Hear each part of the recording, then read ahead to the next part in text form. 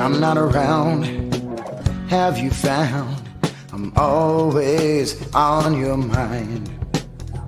And when you hear my name, does it sound the same as you felt when you heard it last time?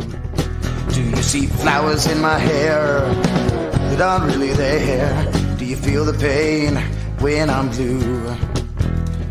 And when you see me, does it seem to be that blues change to life in bloom? 'Cause this is how I see you, and these are the things you do. You may not know, so I'm telling you so, the best way I know how to. Hello, everyone, and welcome to the Boiling Point Podcast Live. I am your host, JD, and we are just a few moments away from the beginning of the Northern School District Committee meeting. I will not be saying much in this. This is more just for documentary purposes, and I believe they have begun. So I'm going to unmute the mic, and we can listen in. Leave a comment, share this out, tag people, let everybody in the Northern School District know that we are now broadcasting these live.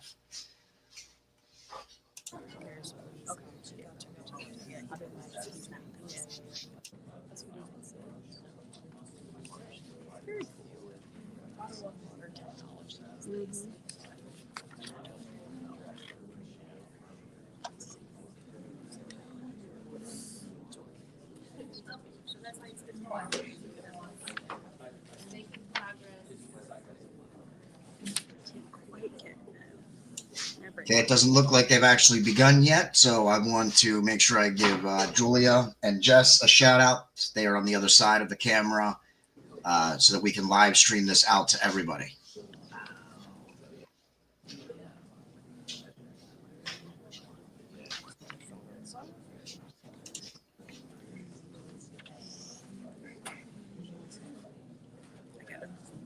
Turn my ringer off somehow. Okay. All right, good evening, everyone. We'll get started. If you grabbed a copy of the agenda, number 6 under Board Operations Committee, the discussion item is actually going to be moved to executive session after the meeting for personnel. So just want to let you know. But with that, we'll get started in curriculum. Mr. Becker. Thanks, Mr. Scott.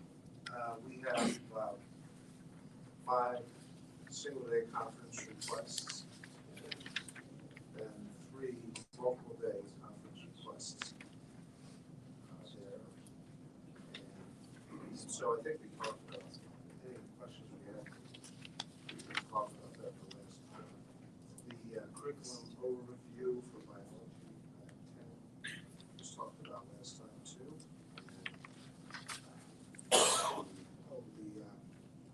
The schedule, the calendar is listed as well. Okay, for anybody tuning in, the volume, it is going to be difficult to hear them sometimes. So that's why I'm not going to speak very much.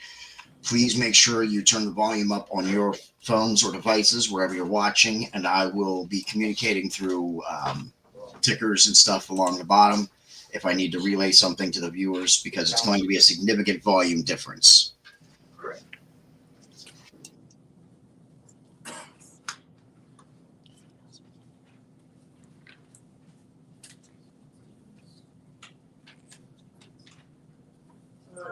In the just in the spirit of the meeting, and I'll not bother with the assistant superintendent's report. We've done a lot of work preparing for the discussion on the resource materials policy 1 and 9. So I think I'll use my time tonight to add to that discussion.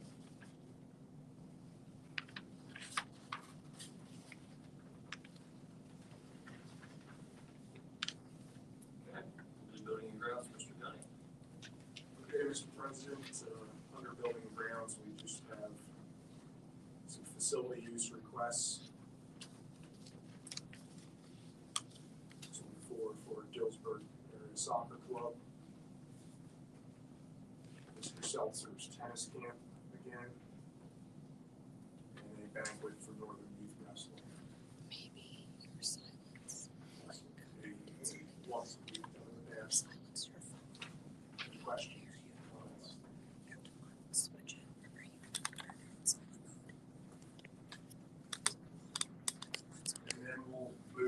discussion items. First is item A, building and grounds report. There wasn't a council for us. I guess I would ask the board, given what I heard from Mr. Patrick heard from the directive given to us here the past month or two, if that's the type of communication that you've been looking for on a monthly basis.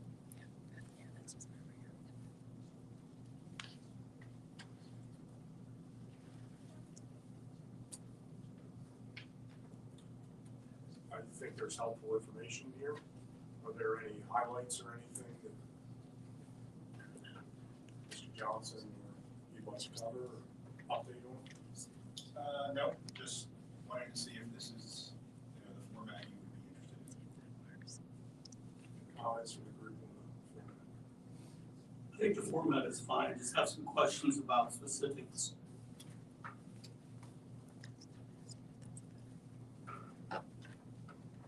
We do those now?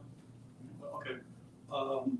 The update on the fields, there was a note on the report that at the bottom you talk about the football practice field being moved or relocated.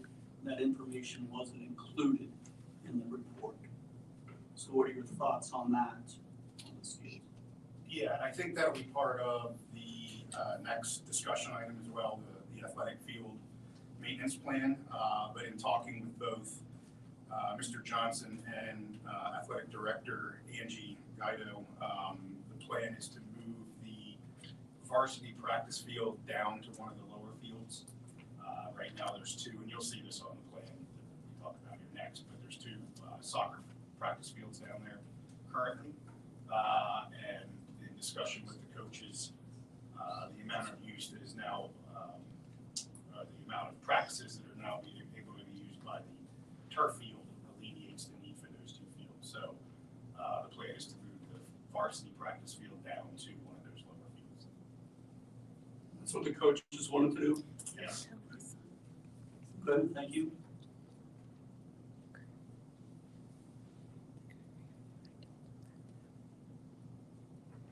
Anything from the building and grounds report? No, it's not on here, but question on snow removal, how has that been going? Like, we're getting a lot more snow this year than we've had in the past, so just curious to see if that's primarily Matt's team that's doing that, or Lovar is helping us out, or just how you're tackling that. It's been all of our team, yeah. It was a little bit of a wake-up call this year, like you said. We got a lot more snow than we have in the past few years. Yeah. They've been doing really well. I mean, we've had a couple equipment failures, but we got them back up and running. So, yeah, we're just, after you get a couple in, then you start to get into a little bit more of a routine. I think they've found that now. So like when it snows on the weekends and we're doing like activities, whether it's a basketball game or something, if your team is coming in then and doing sidewalks and all that stuff on the weekend? For games that don't get canceled, yes. Games that For practices, we don't come in. Angie and I talk. Sometimes we push them back. I know there was one more recently that she did push back a little bit. And sometimes it just depends on how much and what exactly is falling. It's not 100%, but we communicate through the whole event.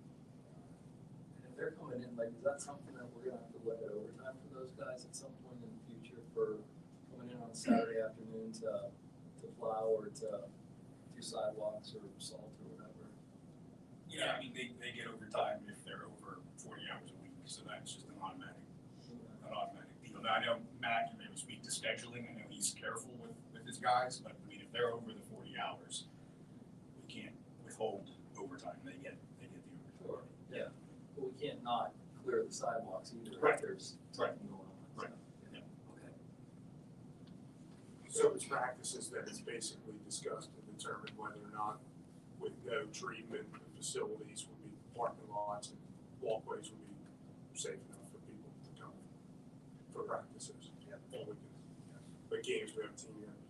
A question I had related to that is, do we have any type of, I mean, obviously during the school day, we've got somebody here all the time. The events where it's maybe the weekend and it's an ongoing event, do we have somebody here kind of the whole time monitoring conditions? Yeah, depending on the event, oftentimes we schedule staff custodians to help with that event. So then it falls on them to be responsible for any, just sidewalk treatment and things like that, not, driving a salt truck around the parking lot. But it would be more of a local around the road type of coverage. And then they'll communicate as well with us, with me, or we'll say the head custodian of the building, whether or not something else is needed. Or Miss Gato, or, whatever type of event it is, there's communication there with them too. And then just at the building level, if, a bus driver pulls up in the morning of a school day and says, oh, there's an icy spot there on the sidewalk, are they reaching out to the building principal, and the principal works with the custodian, or does that come back to you? It sometimes goes to the principal, sometimes to Miss Wicker, transportation coordinator. Eventually, at some point, yes, it gets to me. Sometimes it gets to my guys before me, so they're telling us when they see. When it falls to the custodian in the building then to go actually That's some salt, or do you have? for sidewalks and stairs on the building, that type of stuff. Yes, the custodian. Anything parking lot related can be maintenance. Question I do have from the building and grounds update. So it says here for the greenhouse punch list to be completed on 2/13, which is in the past now. So is there an update on that? Everything's checked off the list. I do have an update for that. Everything's not checked off the list, but there is a list. So there were two things missing off the punch list that was printed out from Low Bar. One of them was the hours versus use time and allowances that you and I spoke about. So that needs to be put on the list. And then the drawings were not on the punch list either, but they are complete. They're very colorful and very detailed, very busy because there's so much in that space. And that's on a PDF that can be shared as well. But other than that, there were probably, it looks to be about maybe 15 other items on here. Most of the things found during the punch list were already identified before the punch list, but we still looked at them again. I can read that list now. I can share it. You can share it. So by punch list complete, that's saying walkthroughs complete. The things on the list are not. Yep.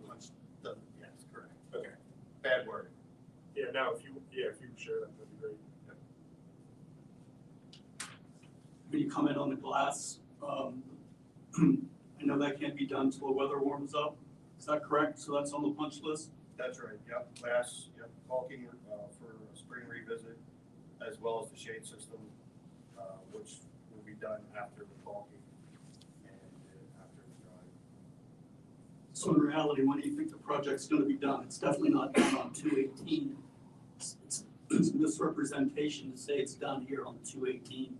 When do you think it's really going to be done? Well, it's usable right now. So once these punch list items are complete, I don't know what the spring has to offer as far as rain and weather yet. The idea is to make sure that we get to it in the spring. So I can't give you a date right now. I can give you a date that we would look to start the caulking, weather dependent. I can find that out for you, but I can't give you a completion date right now. So when you give the report, instead of putting complete on that, just put the TBA or something, because it sends a message to project's complete and it's not complete.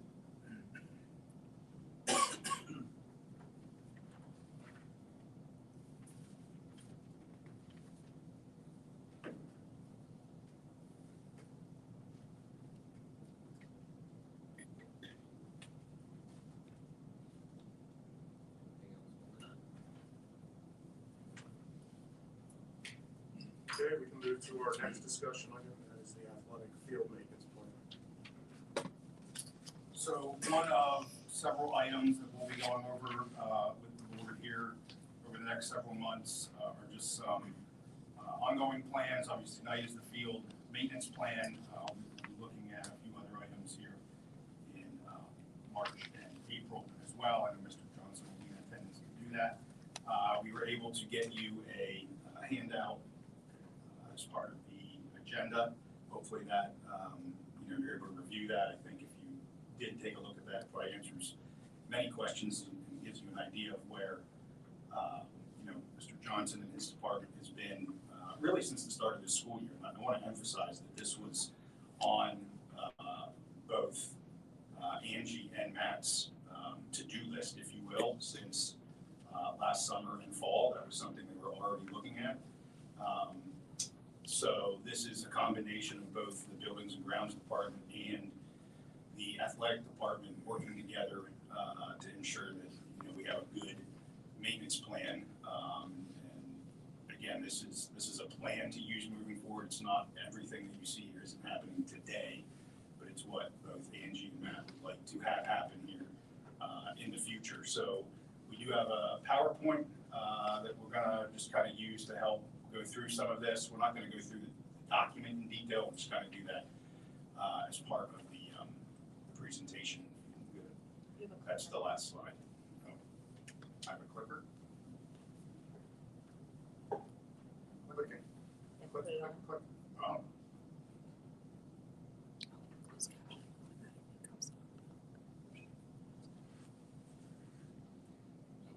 Now it is. Just backing up, could you elaborate on track maintenance for us, please? That's power washing and painting, Line painting? line painting. All right. So I'm going to let Matt basically, you want the clicker? Sure. Click away.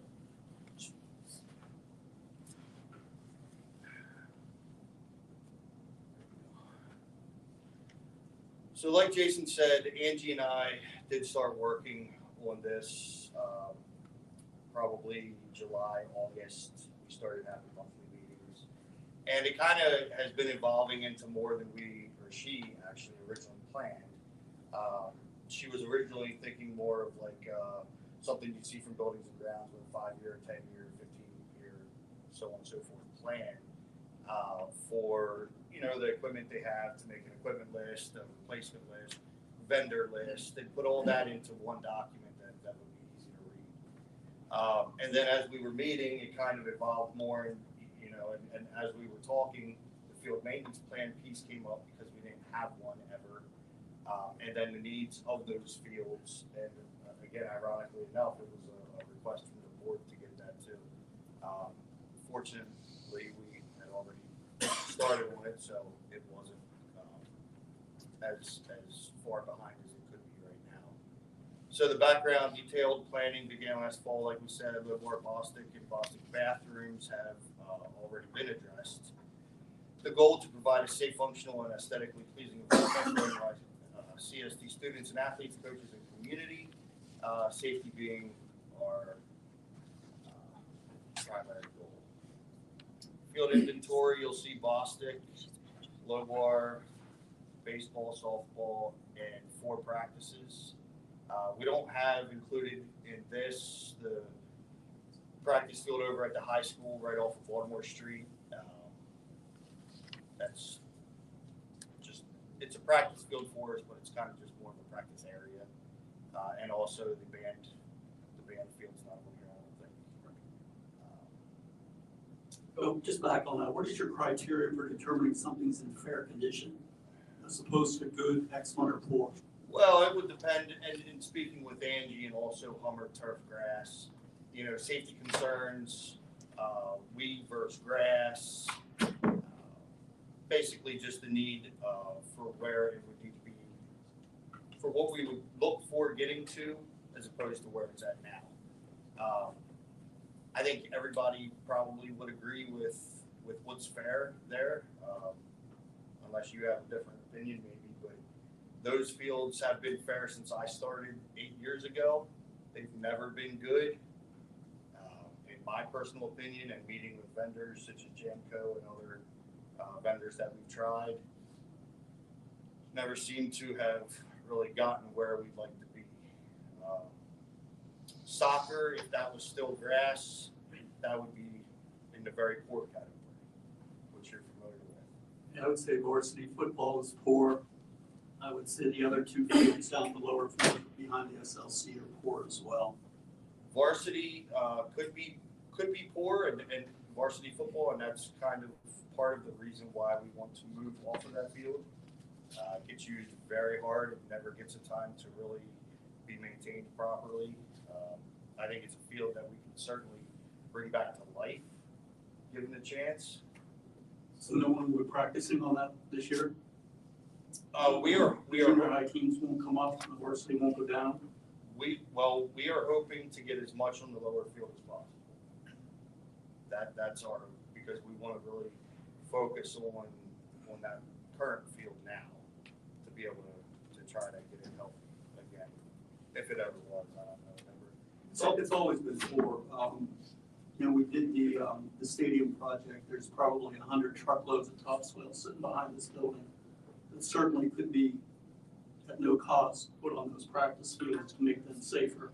Because I question even the safety of football practice. This back here is not topsoil.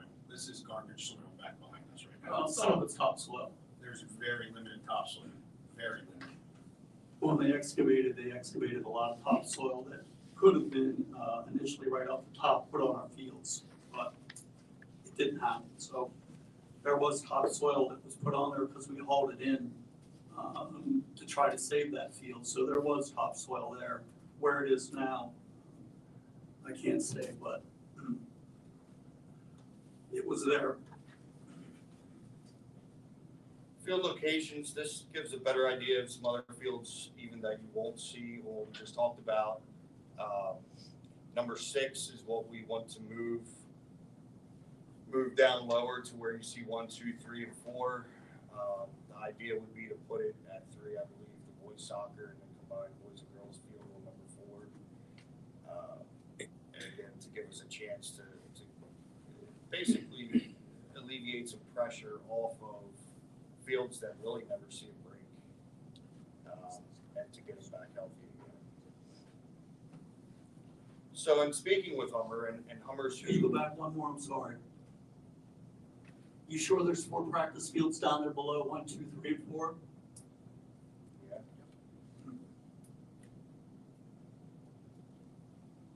I thought we lost part of that. Okay, go ahead. Thank you. There's 100% 4 fields down there, Mr. Stroh. Yes. Jason, if you don't mind, so we have some field space downtown. Like, we don't include the baseball fields or the field that's associated with them. Yeah, we don't maintain those. Those are maintained by Hillsborough Youth Baseball. It's our property, yes. Correct, But yeah. we have They're no- not on your radar as Not- far as not at all. the field plan. Correct.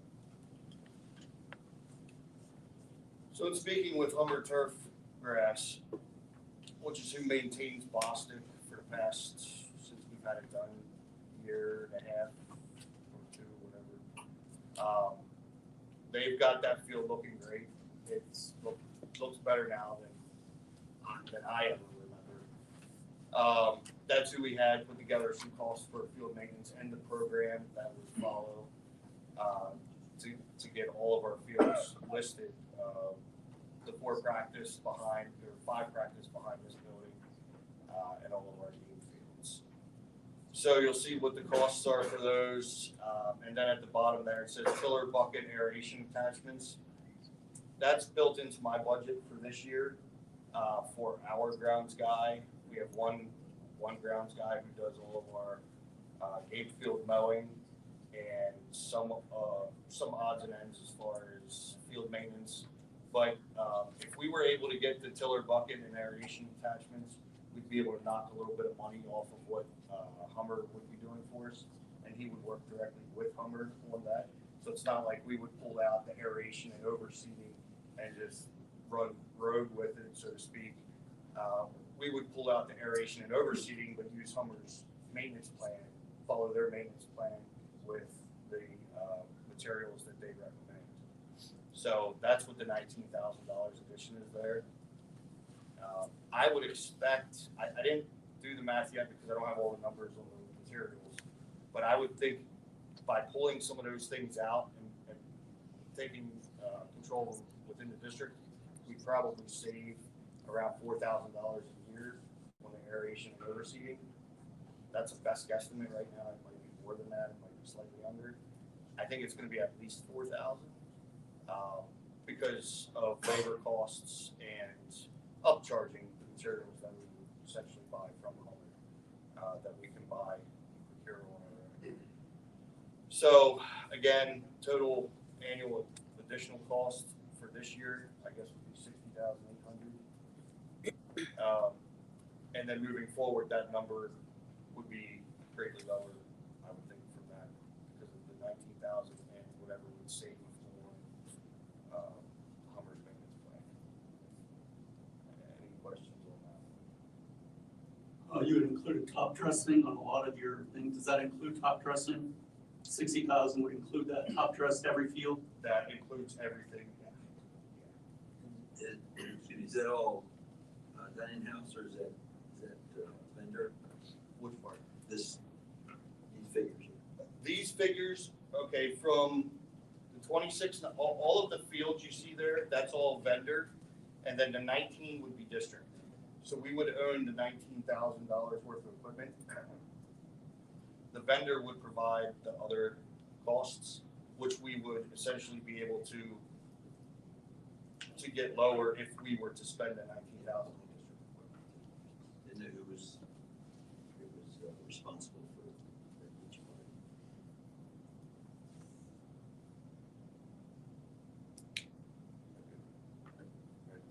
I do have just one other question since I'm here. Just for clarification purposes, there's 2 practice fields that are vendor mowed there. The school district can't mow those, or are they in different locations that they can? Well, yes, we can. Typically, historically, our grounds guy has only mowed our game fields. Has only mowed our game fields. I don't know what the reasoning was for that back whenever. I would think there's probably, I mean, realistically, he would be able to mow those fields. The way the original RFP, I think it would be that was written and sent out, had included whatever's being mowed now by vendors. So we kind of just. That is reviewed every year. That hasn't been reviewed. I don't know when it was reviewed before the last switch, but then it was reviewed maybe 5 years ago, 5 or 6 years ago. And it's usually, for me, the reason it was reviewed when it was because we didn't feel like we were mainly getting our money's worth of what was being done.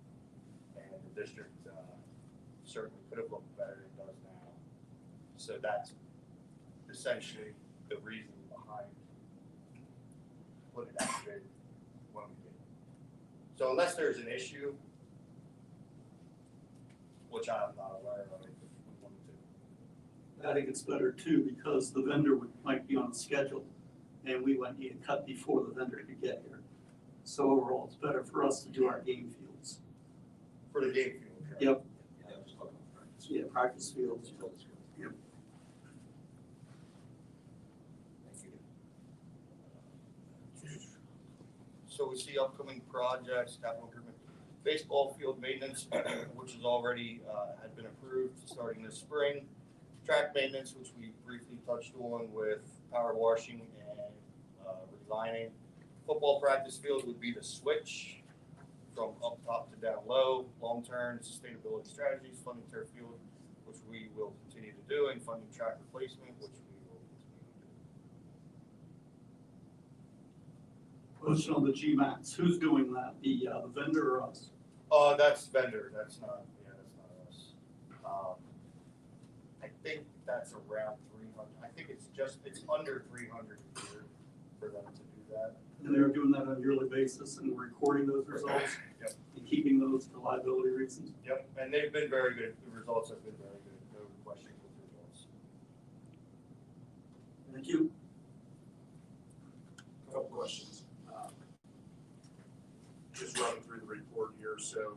ongoing and upcoming improvements include baseball field maintenance, track maintenance, and relocating the football practice field.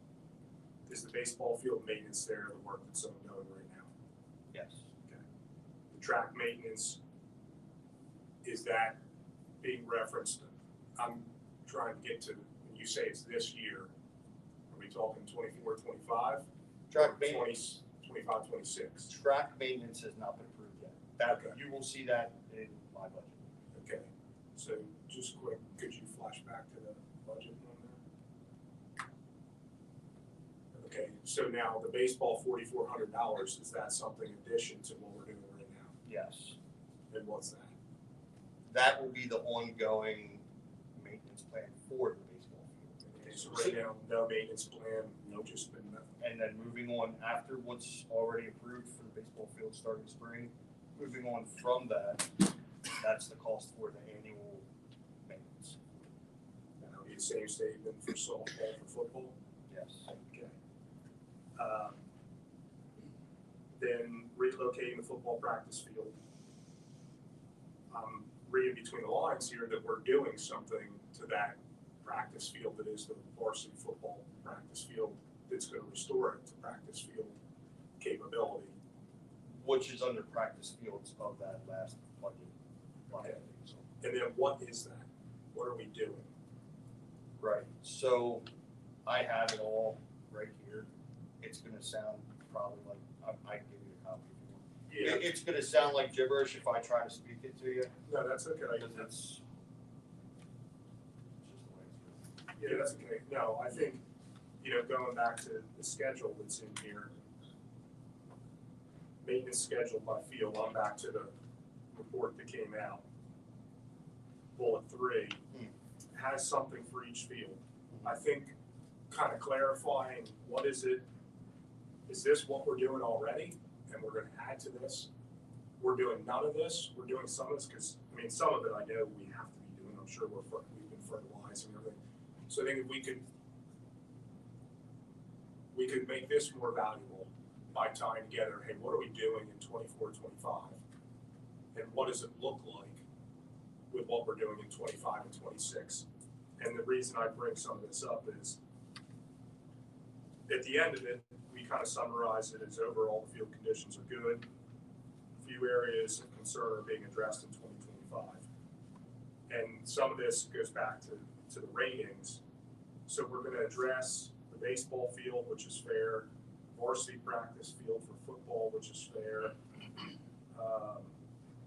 But we're leaving behind 3 fields that are also listed as fair. So the practice field hockey, lacrosse, practice boys, girls soccer, practice junior high football. They're all part of the plan. Okay, so then I guess I think that's where if we get to, if you tell me that, then the statement on the first page, ongoing and upcoming improvements include for baseball field maintenance, track maintenance, and football practice field, should also go on to say lacrosse field, junior high soccer, and everything. On this piece, on here. Is that what this all on that one? Okay. So this is like a summary report, and it's saying, here's what we're improving. Gotcha. What we're going to improve. And then when I get to the end, it says everything's been addressed, but we never mention in here what's going on with Fairfields. So that documents what we want to do as our plan moving forward. That documents our plan for 25, 26. It's not what's happening today. So what you're asking for, and we can get you, is a reconciliation between our plan, where we want the fields to be, and how we're going to get there, which is what's in that document, versus what are we doing today? And your question is kind of like, okay, what are we doing today versus what are we going to get, which gets to the $60,000 basically. Just a reconciliation between those two. We can Put these two absolutely. together. We can absolutely. And then on top of that, for both of these, I think it'd be helpful as you're going through and you're talking about either the project that's ongoing, baseball field or greenhouse, or any of these new projects that we're talking about, maybe add in a column that just says, what is the funding source for that? So is it capital improvements? Is it 2022A bond? Is it going to be some other future bond? That'll kind of help, I think, tie all the dots together of where things are coming from, how they're getting done, and where they sit right now. Well, I can answer that now, but these capital projects are pretty much all gonna be in Matt's operating budget, other than obviously the long-term strategies that are in the capital reserve. So he's building in this to operate the budget. So yearly, it's the yearly plan, the yearly maintenance every year. So that's that answer, but we can definitely kind of give you the crosswalk now and a year. Because going back to the value of these various reports, if we can track these and it becomes a pathway as we're walking through to track the success and completion of projects to say, hey, last year we had 3 projects listed on here that were 2022A bond items. Now we're down to 1. It kind of tells a good story of the improvements that we're making and how we're trying to be active with monitoring and maintaining. Matt, quick question, the tiller bucket aeration attachments. So roughly 19, we save about 5-year break even. What's the lifespan of this? Is it, I'm hoping longer than 5. I would hope so too. I mean, for those pieces, I don't know too much about the aeration because there's a lot more breakables with that, I would think. I would say you're getting at least 5 years. I mean, I would hope for at least 10 years, really. The tiller in the bucket, I would be fairly confident to say that's going to probably hold up really well. And the bucket wouldn't be used all the time. Most of these things they're not getting used year round. And they each have their own specific, they'd be used for specific jobs. The tiller on there would actually be for JV softball. So we didn't talk about that, but that field is always the last field we talk about, right next to Banfield probably. But the JV softball field, the tiller would be for that's always overgrown in weeds, always looks terrible. The bucket would be more for like your warning track to be able to spread the mix ourselves, which we didn't talk too much about. But yeah, we would be able to do that right now where right now we can't. We have the big John Deere tractor that's not really effective for that. I just didn't want to be like, man, 3 years we saved $4,000, but we got to go buy them again. So No, I certainly hope that's not the case. And this is the Ventrax unit that we have, and that thing is amazing. All well there. When you're aerator, it's only the tines, and they could go 5 years, they could go 10 years, depending on what they hit, so. Or you don't know. Yeah, you don't know, but that'd be and that wouldn't be a big cost, replacing the tines on an aerator. So Matt, if you fast forward a year from now, you're gonna look at the results, you're gonna have an update to this next spring. And ideally, we see excellent, good, good. And then this is the start of an iterative annual process then for you. Yep. The annual maintenance plan. And that, it requires Hummer, it requires RAD, it requires me, it requires my guy, right? So it's something that we would review annually because annually, what you're doing to the field this year might not be the exact same as what you're going to be doing next year. Hopefully, you're decreasing some of these things. Yeah.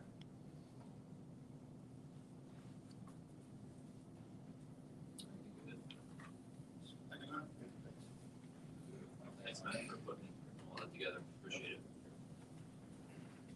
All right, budget and finance, Mr. Rudy. Few action items this month. Letter A is the improvement of payment of bills.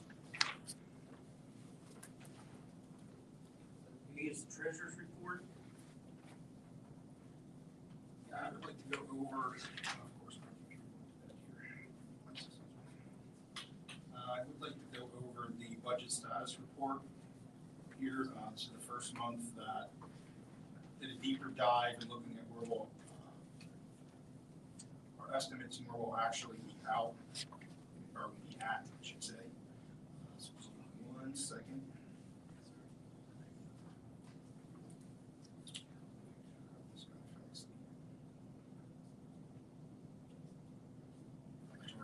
I'm not sure if anybody can read that, but I'll go over this in a little bit of a high-level detail.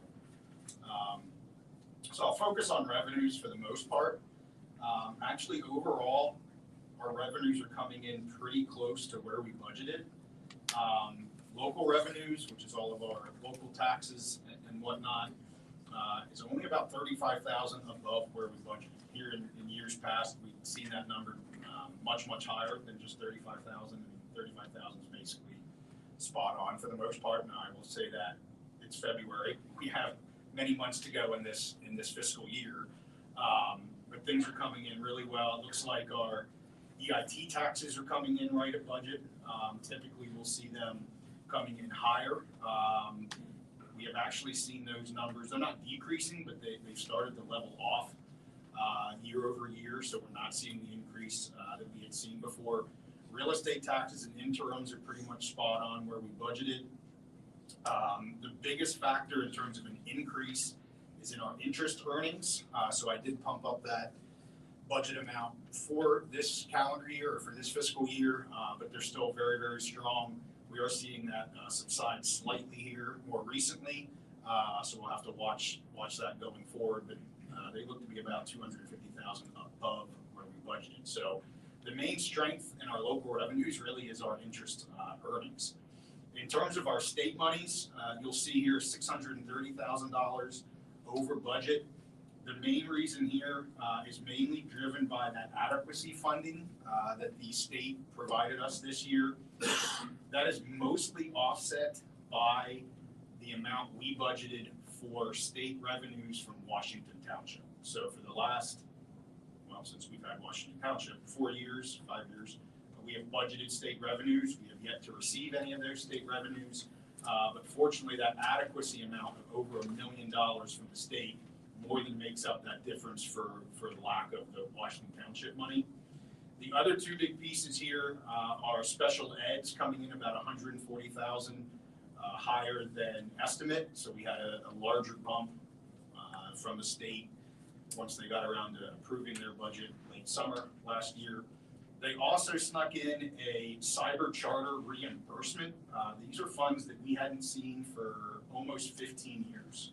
And quite frankly, instead of having cyber charter reform and trying to actually decrease costs for us, they just decided to send more tax dollars to us in terms of state tax dollars. So we received about $250,000, as did all schools in the state. We weren't special in that regard, but that was kind of came out of nowhere. Nobody knew that was coming.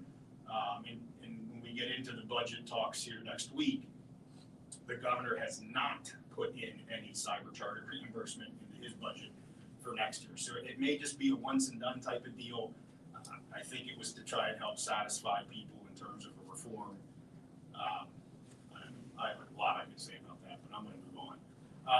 So anyway, $630,000 over budget for state. And then our federal here, $100,000 over. Our title monies are coming in a little stronger than we had budgeted, but we're finally back to that $500,000 in federal funding, which is historically normal for us because we're through all of these ESSER funds, all of these extra federal funding because of the pandemic and everything like that. So we're finally seeing normal federal funding again here in this year. So overall, about $765,000 over budget, just over 1% is where I have us ending up here for this year.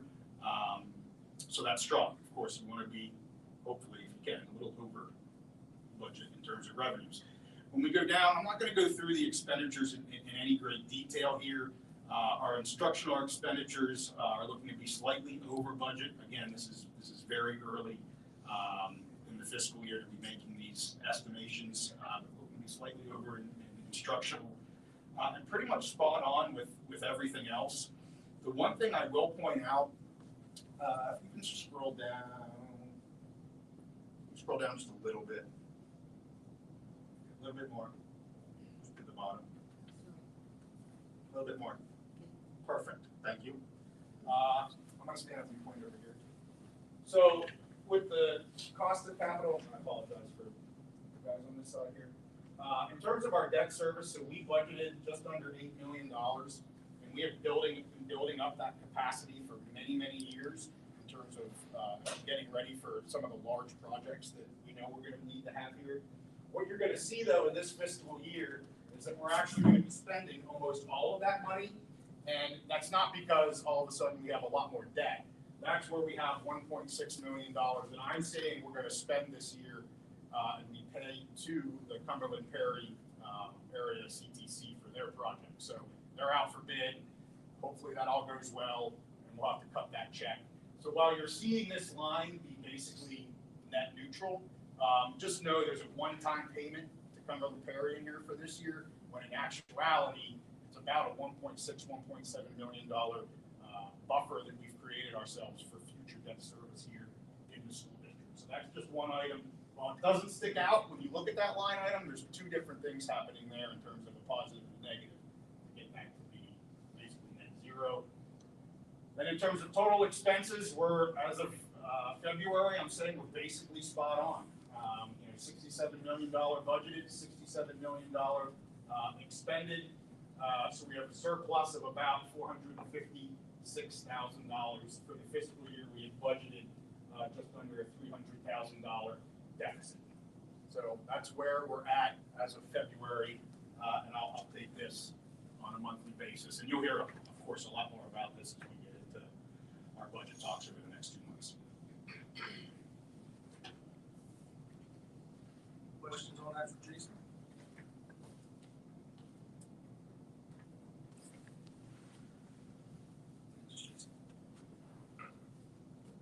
All right, moving on, letter C. This is a couple of reports there, various accounts. And letter D is personal taxes operations. That's it for me. All right, athletics and activities, Mr. Schwilly. Thank you, Mr. Kyle. Just 2 trips there for our chorus and our FFA student leadership. And I see, are either of those trips overnight? Kids staying overnight?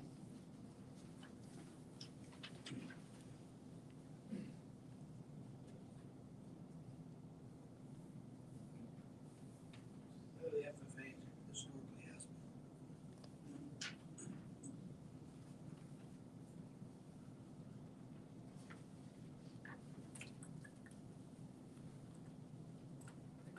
Yeah, we have to answer that question. Get back. We can check on it. Yeah, just check on that. Thank you. I'm pretty sure they wouldn't stay overnight in Harrisburg, but I would think they would in Bethlehem. They do? They do, because they meet all day and then in the night. Yeah. Harrisburg? Yeah. I thought it was a little strange too, but I dropped them off Sunday and didn't pick them up till Tuesday, so I slept somewhere else. That's what they told you. Yeah, he told me. Potential to be a coach or an advisor's worst nightmare, staying overnight in a hotel with kids. All right, sounds good. Thank you very much. And on the policy, Mr. Miller.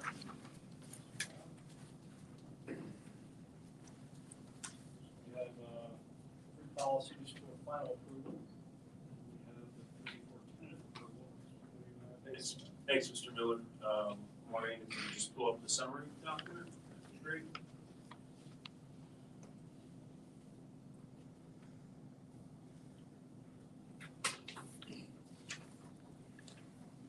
So if you want to look at details of the actual policies, they're also attached there. But just some quick reminders, policy 005, the office positions of the board, president, vice president, treasury, secretary. They're not now just, used to be that you can just 5-4 vote someone out of that position. Now there's legal precedent, there's case law that says there's a right to those positions and there's due process. So that's a change in 005. 308, just a reminder, we added some guidelines to the resignation process. Send in a letter, sign it, tell us what the date is, so on and so forth. 823, we simply replaced the word Narcan with opioid antagonist. There are different types of naloxone and Narcan you can use. Tentative approval. This month, Mike Sullivan and I, Mike was able to stay tonight, I really appreciate that. Patrick Schild and I actually started this, so it's been a long time, but we have a tentative version for the security of computerized personal information breach notification system. That's a policy we had in place, but we had to update based on Act 151 from May of 2023. I have some of the general changes to that listed on the policy summary statement there. There's more definitions now. What's the difference between discovery and determination? What is personal information? What's encryption, redaction, so on and so forth. So you'll see some new definitions in the policy. The notification requirements, that's now a little bit up, that's updated with law. And the timeline requirements for those notifications are also updated in the policy. And then at your seat, I did give you attachment MIG guideline 830-1.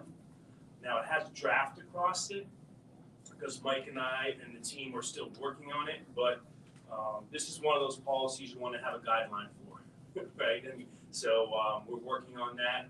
We've been working with the solicitor, and we think we have that in a pretty good place. But I just wanted to make you aware. You approve policies, but I wanted you to at least see where the guideline and what it looks like. That's a little bit more getting into the weeds. So that's 830. And then 819, Mr. Burrell, Mr. Burrell and I have worked on this one. Some changes to suicide awareness, prevention, and response. We've added the threat assessment team language in there, and we've also made some changes. We had special ed director, that was prior to Dave. It should be director of student services, so on and so forth. So we made some of those types of changes to that. Also at your seat is that MIN guideline 819-1 draft. No major changes to that. The second section that says suicide awareness and prevention education, the second section of that admin guideline 819-1, that's the one Dave and I spent more time on. We talked with Dr. Meekin, where in the curriculum are we teaching this information, so on and so forth. So that's the section that received probably the most updates. But again, that's the guideline. I want you to just have a draft copy to see where that is at. The policy itself, you'll see some of the changes we made there listed there.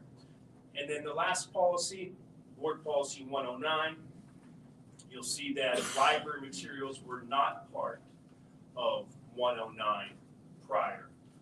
And based on the discussions we're about to have, I wanted to point out that now library materials are part of Policy 109, and you'll see the statement there that you'll also see reflected in the policy. So any questions on policies that are for tentative? Any questions on policies that are final? Or any questions on the draft admin guidelines at this point? I have a question about this, unless there's gonna be a public discussion on this 109. There's gonna be public discussion on that. Yeah, we'll dig into that. I'll wait till that's over. You can take your question. Yeah, that might be answered here. Okay. Yeah, so just thanks to Mike and Dave again for working with me on these. Okay, thank you.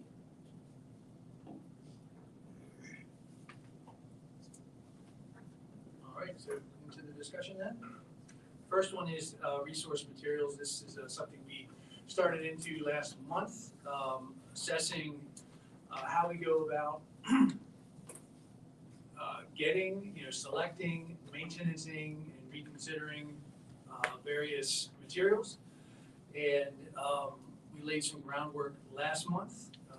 You'll recall Dr. Meekin's presentation, the real colorful slides. The one in particular that I want to just bring back to your mind as we transition topics. I know there's a lot to take in tonight. But last month, we described our selection processes in place. And you may recall the slide that had 3 columns on it. And it was identifying the 3 types of materials that we have and that we select and that we approve. And the first column was the textbooks and other resources. That's our curriculum approval process. It goes from the teacher to the assistant superintendent to the board per policy 109 or 105, excuse me. And those come before the board and are approved in the agenda. The second column was about supplementary materials, classroom resources, and again, that's the flow there is the teacher and the principal, move things forward to the assistant superintendent. And we have a policy 109 that Matt just mentioned, and a supporting guideline that helps us identify those resources. And again, those are also brought forward to the board for approval. And then the third column was library books, library materials. And we identified in that case that we don't have, they're not spoken to clearly in terms of selection, reconsideration process. We're not spoken to clearly in policy or administrative guidelines. We had some documents that provided some procedures, but that was the extent of it. So we identified that we wanted to try to beef that up, make sure that there was, the policy speaks to it, that there are administrative guidelines, that the guidelines are supported. So that was some of the effort that took place this month. The other thing that occurred at the last meeting, we brought a policy forward from another school district. We took a look at that. What we like, what didn't we like? The board was collectively uncomfortable with the sex acts being explicitly identified in the policy. So there was a request to handle that differently. The board did like the clarity and specificity in that document, in that policy, of the guidelines for the selection of materials. So the idea there was, can we carry that over as we talk about what the guidelines are for accepting library materials? Can we include those very clear guidelines in anything we bring forward? So tonight, what we like to do is present the changes to policy 109, the administrative guidelines that would support policy 109, and also, include, address the board's feedback, and then codify in writing our selection, maintenance, and reconsideration process for library materials. So any question on where we've been and where we are before we get to where we're going? Any questions on any of that? All right. Well then, we'll go ahead and I'm going to pass it over to Dr. Meekin, who spent a lot of time on squaring this away. Okay, thanks, Mr. Kirkpatrick. So again, going back to that original slide, the first gap that we had was that we didn't have library materials listed on our actual policy 109. So that update that Mr. Labuda just gave clearly puts in a statement about library materials in policy 109. So that's the first thing, just to recover it. And then the next part would be to go into the document that you have in your green folder that says collection, development, selection, and maintenance of library materials. Okay. And you see there's a note there that this was a procedure. There's a note on the bottom that this would become Administrative Guideline 109-2. And then if you turn on to page 2, down on the bottom, we've added a definition of sexual conduct. Is defined in Law 18 PA CS 5903. That law is printed out for you also in your green packet. It looks like this. It's got different font. Or in the packet. There's a mail holding it up here. Okay, so if you go into page 3 of that document, there's a definition there about, it's the third bolded definition. It says sexual conduct. And then there's a listing there of sexual conduct, let's say. So when we say sexual conduct is defined in Law 18 PA, that's what we will be referring to. So those are the types of acts that the librarians would be looking for, and Megan, can I just clarify one thing? I see some people in the criteria selection maintenance. Dr. Megan was actually reading from the school code handout. Sorry, go ahead. thank you. Yep.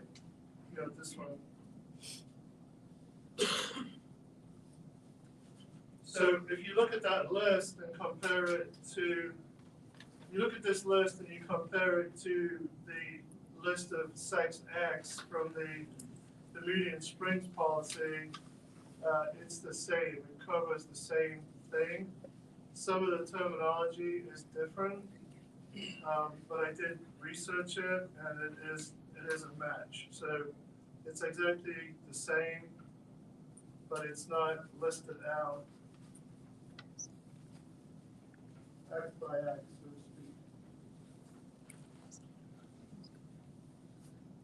speak. Going back into the document, on page 3, under selection guidelines, the first 3 paragraphs there, one that begins with library materials, that is added from the Reading Springs policy. The next one, which said no school district library shall contain material, that is the same language from the Bermudian Springs policy, but it has been tidied up, so it's not quite so verbose and repetitive.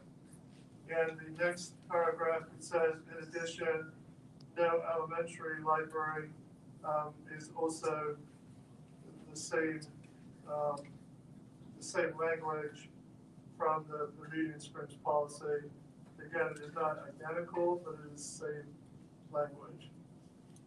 The rest of the information there in the selection guidelines was already in our procedures. It is also in the Bermudian Springs policy.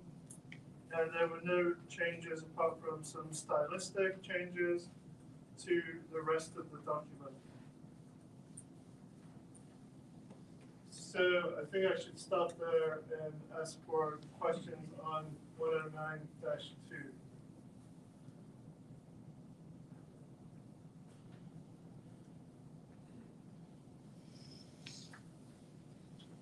Definition of library, is that just the library each school has, or is that also classroom libraries? These are the libraries in the school district library. So none of this would affect the classroom library, the way the policy, proposed policy is stated. Right, so under what we have, Mr. Miller, the classroom libraries are under the resource, the supplemental. So they're under, for us, they're under 109-1.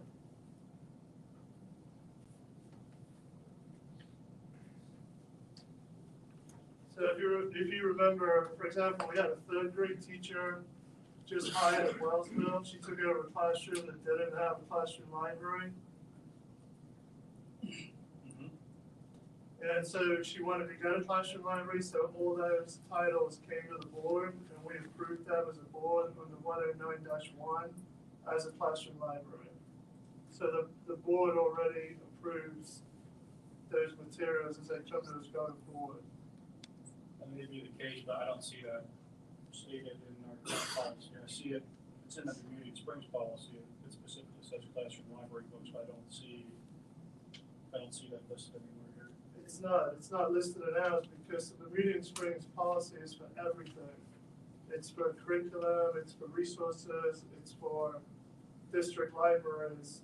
Ours is structured that we have 105 for curriculum, 109-1 for the supplements, and then 109-2 and -3 are just for district libraries.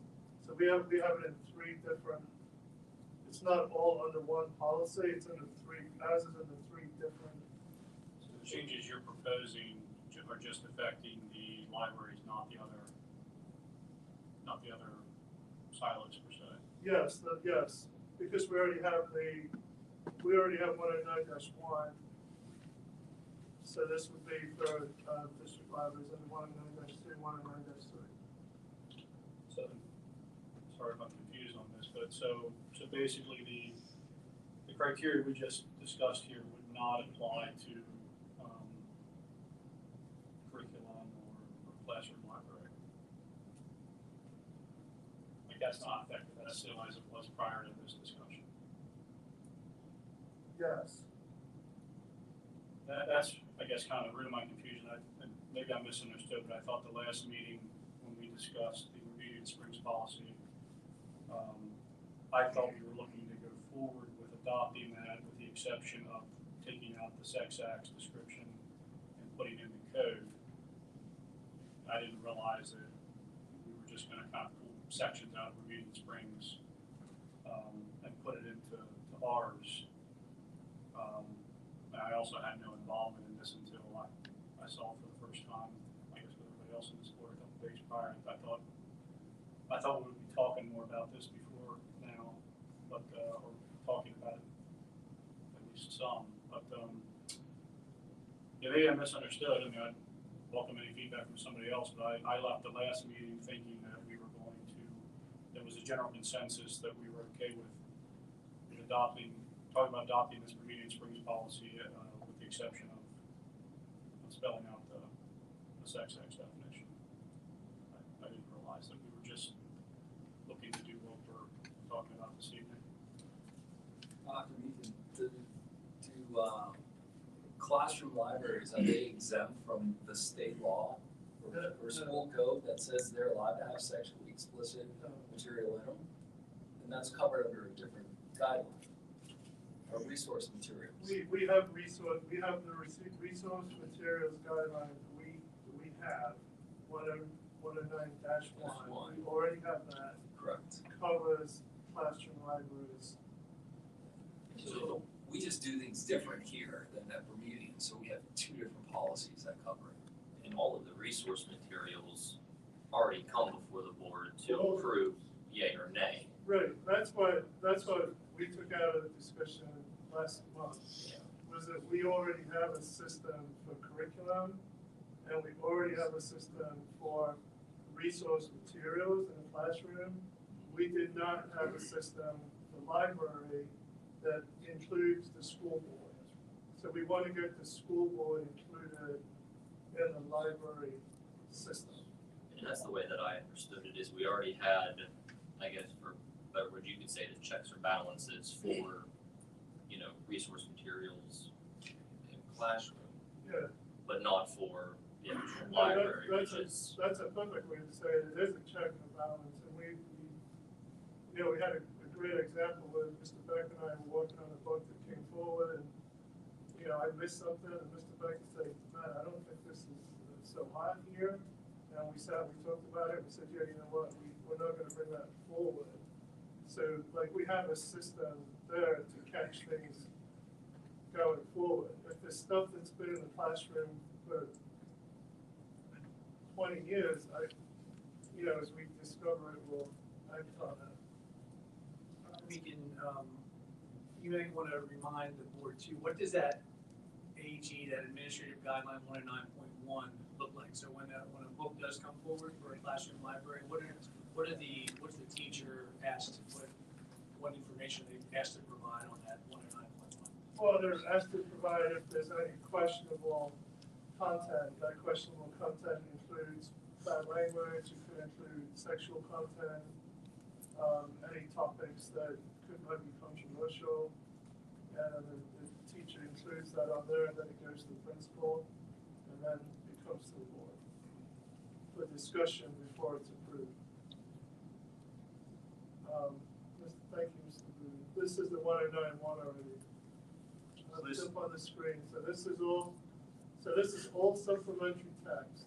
So would this all, I think to answer Mr. Miller's question, this would also include classroom books, materials, I don't know if we have classroom libraries, but this applies to that. So those are covered under this. And then if you go down, it asks them to list, thank you, Matt. So right there, is there any explicit sexual content? If it is, then they have to put it on that list already. There's another one too. Is there any culturally, racially, or socially offensive or discriminatory content?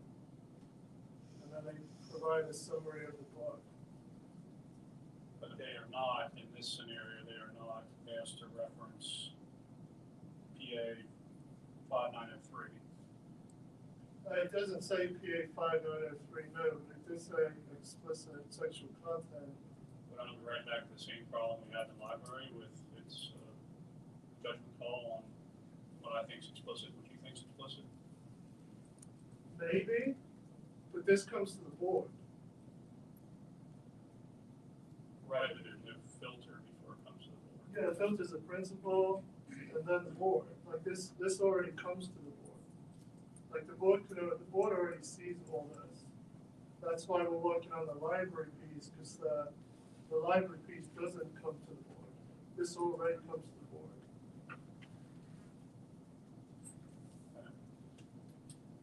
But there's no guideline other than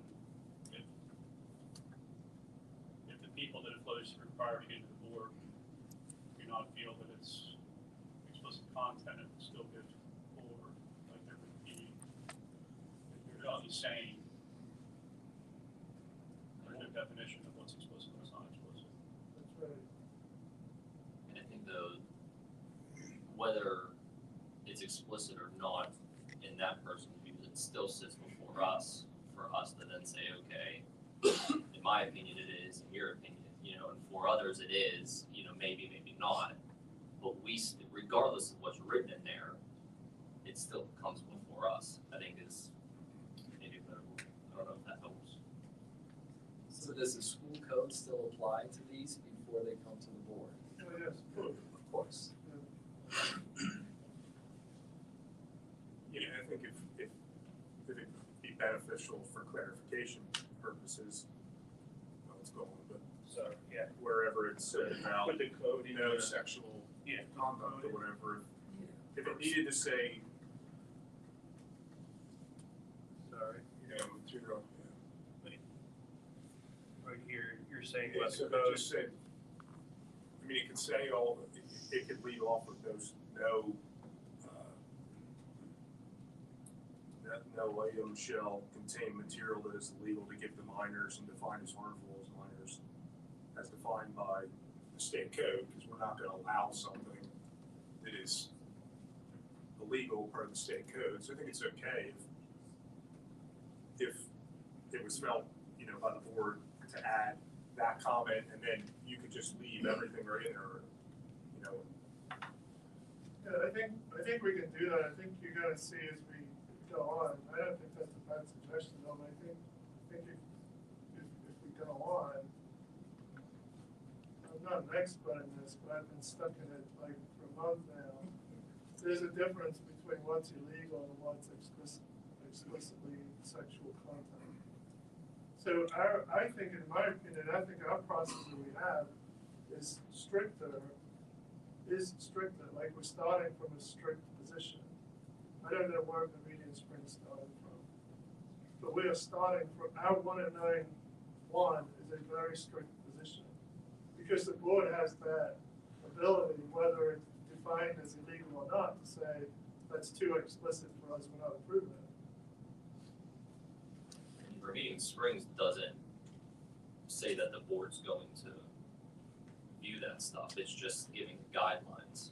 So there's not even necessarily that check or balance. But would it make sense, Dr. Meekin, under policy 109, the single sheet that you handed out just for clarification, under the authority side of it, similar to what John said, like just to get clarification, easy to understand, no material shall, blah, blah, blah, blah, blah, section.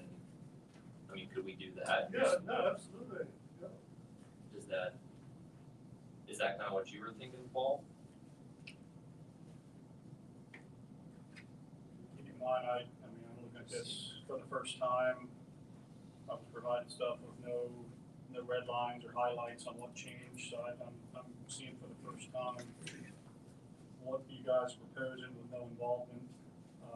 Thinking that we're gonna adopt a remedial policy with taking out the definition, so I don't know. I guess I'd have to review it a little bit more.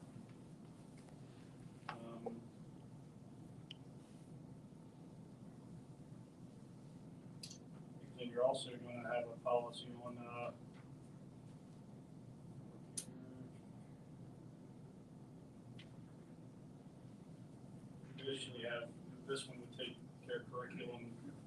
library, classroom library. I'm sure we have a curriculum policy as well, right? Yeah, I'm sure that doesn't have, I mean, so you're basically looking to get that, in my opinion, and I'm one of nine here, but in my opinion, to get the policies as tight as what we're looking at the library, you don't necessarily have to make the changes to all of them.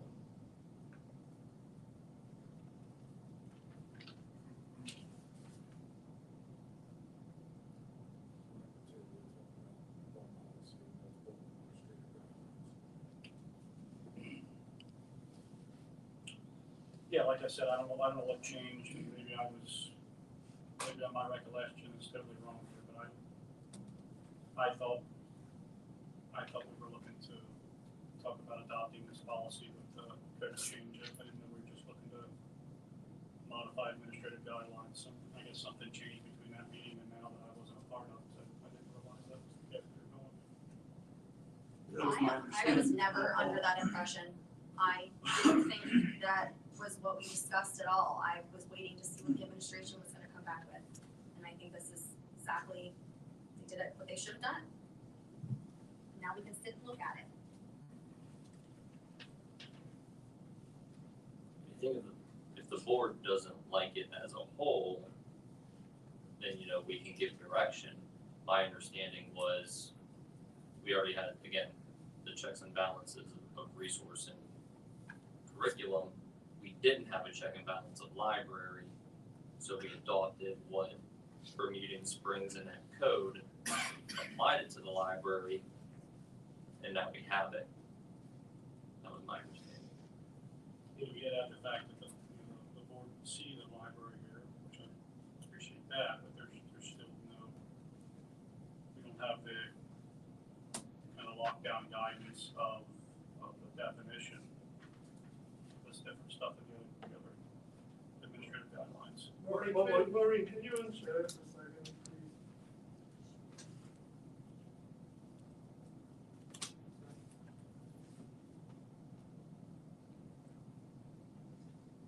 Thank you. I'm just gonna pull up what we talked about last time we were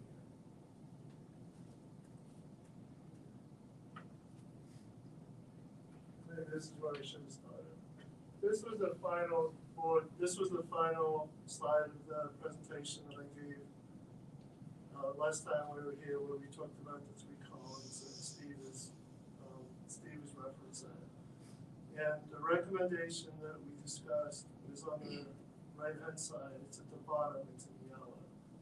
We discussed writing administrative guidelines 109-2 and 109-3, follow it up, to take care of library materials and procedures and library books. That was the presentation last month. That's what we discussed. Perhaps we are operating from administratively was that the other two were sufficient. The textbook and other resources and curriculum, supplementary materials and classroom resources, that our processes were good, sound, did the job. And then where there was an issue was with the library books. So that's what we focused on.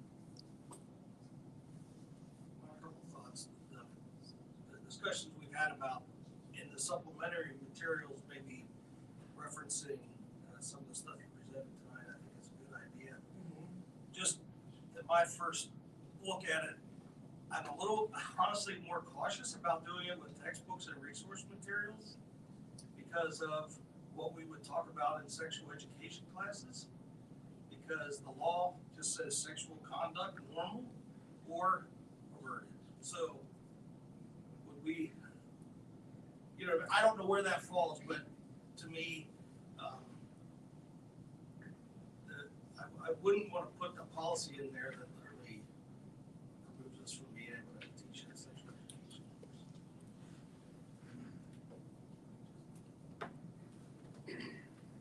I was gonna say, maybe one of the ideas to help would be to, if the concern is that we're going to run afoul of PA code or some decent talk or teaching or curriculum or information one of the ways to maybe stopgap that would be to go over it with the teachers and make sure they understand that it's state law and that we stand behind that concept. If it's seldom, if never talked about, it may be, we're kind of free to, do a little run and gun. And I don't mean that in a bad way, that our teachers are bad people or anything, but if not mentioned, if not brought up, at least once in a while, maybe the heart of the law, the heart of the idea is to keep our kids safe, keep our kids in their growing up years, and not to try to make them grow up, too quick, so to speak. There's plenty of that out on the outside. So if that's seldom talked about and is not brought to the front of mind, I think that might be a way to help. I saw the book reviews and some supplementary materials I get to look at, and some of them are ones that feel to me, the teacher or whoever's recommending them feel pretty harmless to me, and so I don't go into great detail reading them all.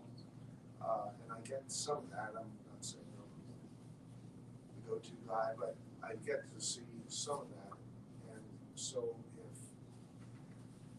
if whoever's looking at those materials if something isn't agitated within them, they may think, well, that's a harmless book, and it might be, or that's a harmless material, and it might be.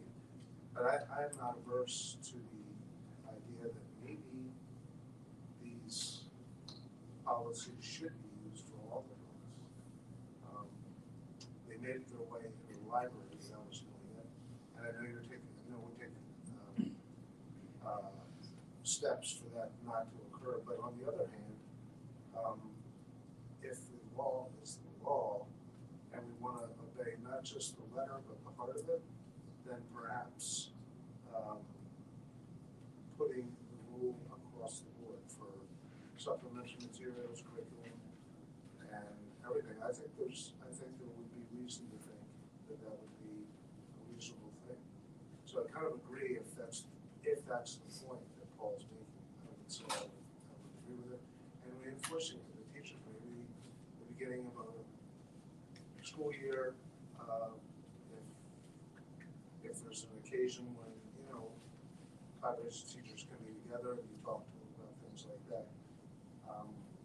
Maybe not a gigantic group, but a smaller contingent. That might be a good idea in my estimation. If I could offer a thought on that, and Dr. Meehan would probably know this better than I, but there are other curriculum rules, like all districts have a 105, right? Development of curriculum, and then they have a 109 for resource. So outside of the topic of these acts that we're talking about, there are a lot of other rules that apply to curriculum. I don't know them off the top of my head that don't apply to resource stuff like that. So I think there's probably a reason why districts have both a 105, a 105.1, parental review curriculum, and a 109 for all of the resource materials. So I guess I would ask if we could break it down maybe more simplistically in terms of what's presented to us tonight and what our feedback specifically is on that. So right now, the way I see it, we have an update that was requested in policy 109 to now not just include resource materials, but to also include library materials, which it appears it does now do. And so for Northern, we have a policy that covers that. And then to apply the policy, we have the administrative guidelines. And tonight, we have 109.2, which would give the administration guidelines in which we want them to follow for the library. And then there's a 109.3, which is reconsideration of library materials, which we haven't gotten to yet. So what I would say is when we look at this in terms of 109.2 and how we select materials for the library, specifically related to our libraries, do we have any concerns with that? Because if we can move somewhere with what we've got in front of us, it's certainly within a reason to go to 109.1 and say, hey, administration, could you take another look at the policy for how we select resource materials for the classroom if the board so feels that's important? Or go and say, hey, we'd like to learn and understand more about the curriculum approval process and any administrative guidelines that follow there. But I think what I'm hearing is that we've tried to address the library specifically, and we can certainly add additional administrative guidelines or revisit any to go back. But for the libraries themselves,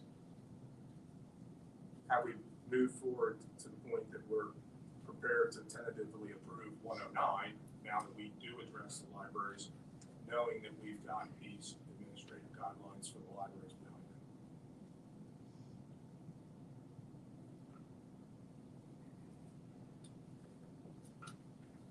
I think it sufficiently addresses the concerns that were brought up.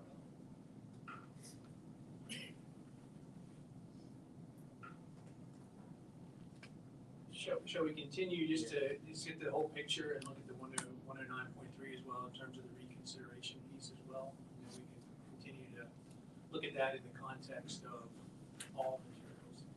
Just one quick question on the selection guidelines. That third paragraph, it says, in addition, no elementary library.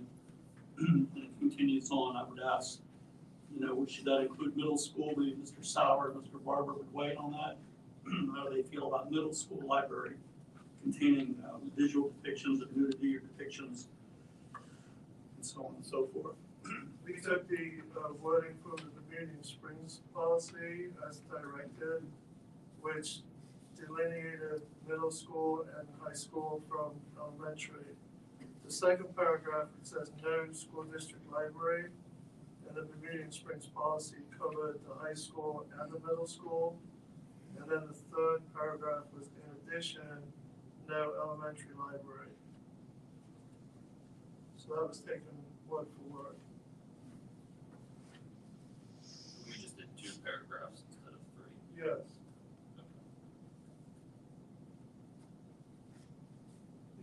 To help understand 109.3, which is the 109-3, which is the reconsideration of library materials, we put together this decision tree chart to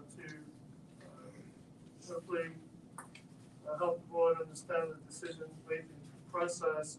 So our purpose when going through the reconsideration form was to make it more accessible to the public. It previously contained 3 steps. We limited that now down to 2 steps, and it did not contain a timeline. So we've added a timeline in there in various stages. There's limitations like within X amount of days, you'll hear this and you'll hear that from us. And we've also added in there at various points the school board being notified of any challenges that we would receive and of the outcome of such challenges. That was previously not in the reconsideration also. So we feel as though that was substantially tightened up. We also made the request form more user-friendly. That's at the back. It is a shorter form than what it currently was. And then the final change, which was a committee would review the books and then make a decision. That is not the role of a committee. The committee should be advisory, and it should be the principal that makes the final decision after listening to the advice of the committee. The committee in the previous iteration was a decision-making committee and doesn't have the power to do that. It's unelected, so the principal will make the final decision. So those are the main changes that we made there. So if we look at the decision tree, I think that's maybe the easiest way, as it takes the document and encapsulates the processes in the document. To identify what that is.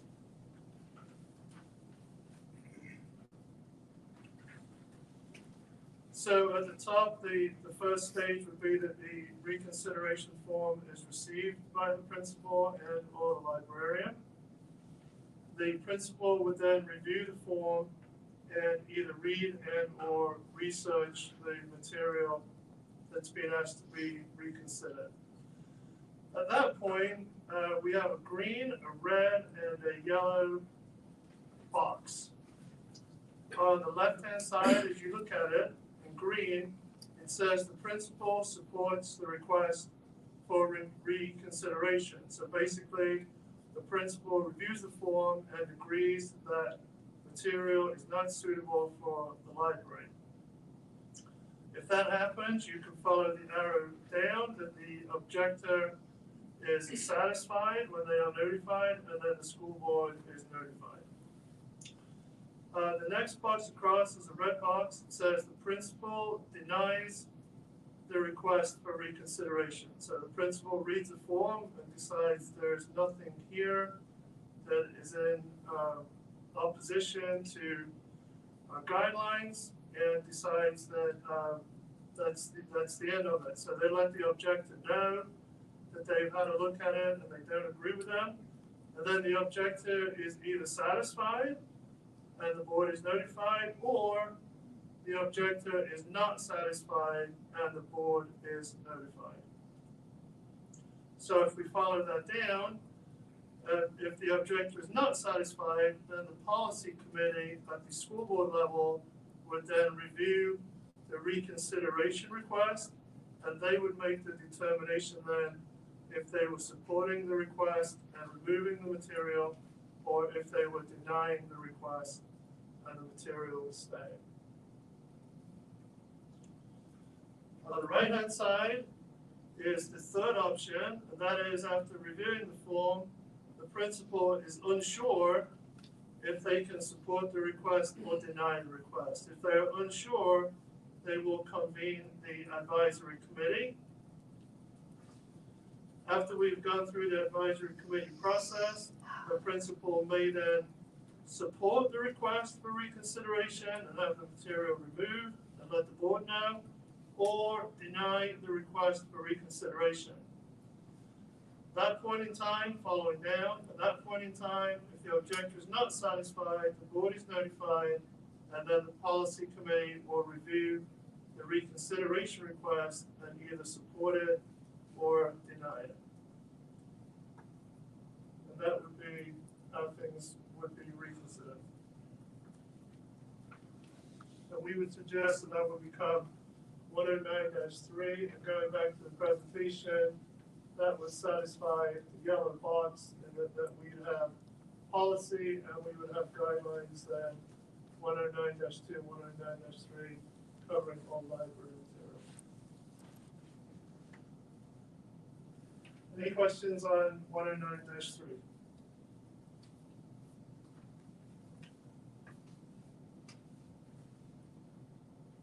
The questionnaire at the end, review committee questionnaire.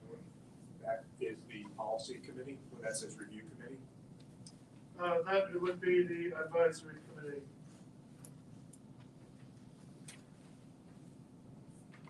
Page 5.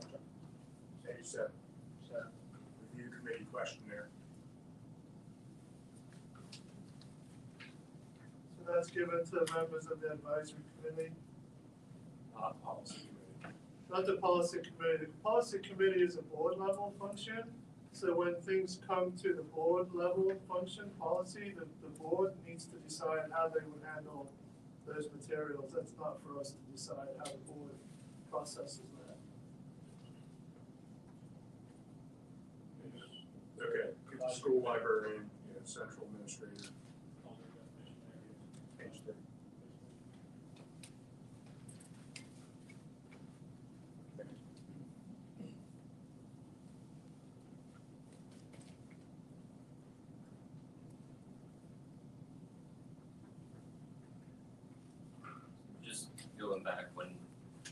one sheet, Dr. Meekin and even Matt, if you want to chime in, because I think there is maybe sounds like a misunderstanding between what Paul was thinking and others.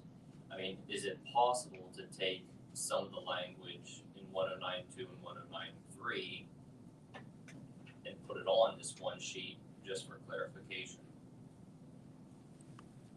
Yes.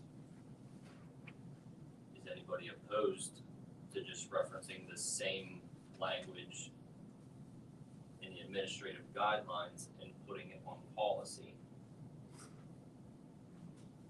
What section specifically? I'm thinking, to Mr. Miller's point, the 18 PA, whatever code that is. I think it's section, The 18 PA is a law that is used to give definitions of sexual content. It is not a law of what can and cannot be in a school library. I think it's important to note that.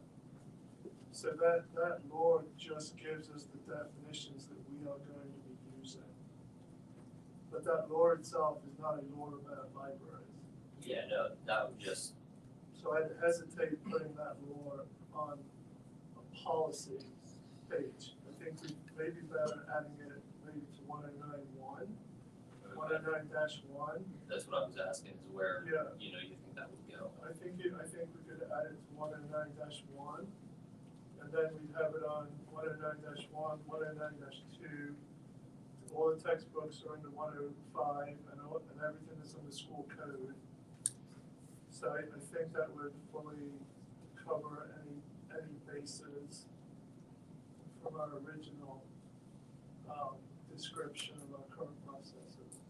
I agree with Dr. Meekin on, if we're gonna reference that crimes code section, not doing it in our policy, but doing it in our 109-1 and being guideline for policy 109. Yeah, and that's where I was It's not a just, school thing. and that's fine, that's where I was just trying to see Yeah, if we that's a find good idea, Dr. common ground to where, to bridge that gap of misunderstanding, so if that helps, I don't know if anyone's opposed to that. We might go where Mr. Gunning recommended, where we had sexually explicit, whatever, we can put the code. You included in 109.2, it says sexual conduct is defined in law, 18 PA, whatever. Just add that to 109.1, and then there's no, nobody can say, well, this act isn't covered, because anything that's listed under that law would be covered. Yeah.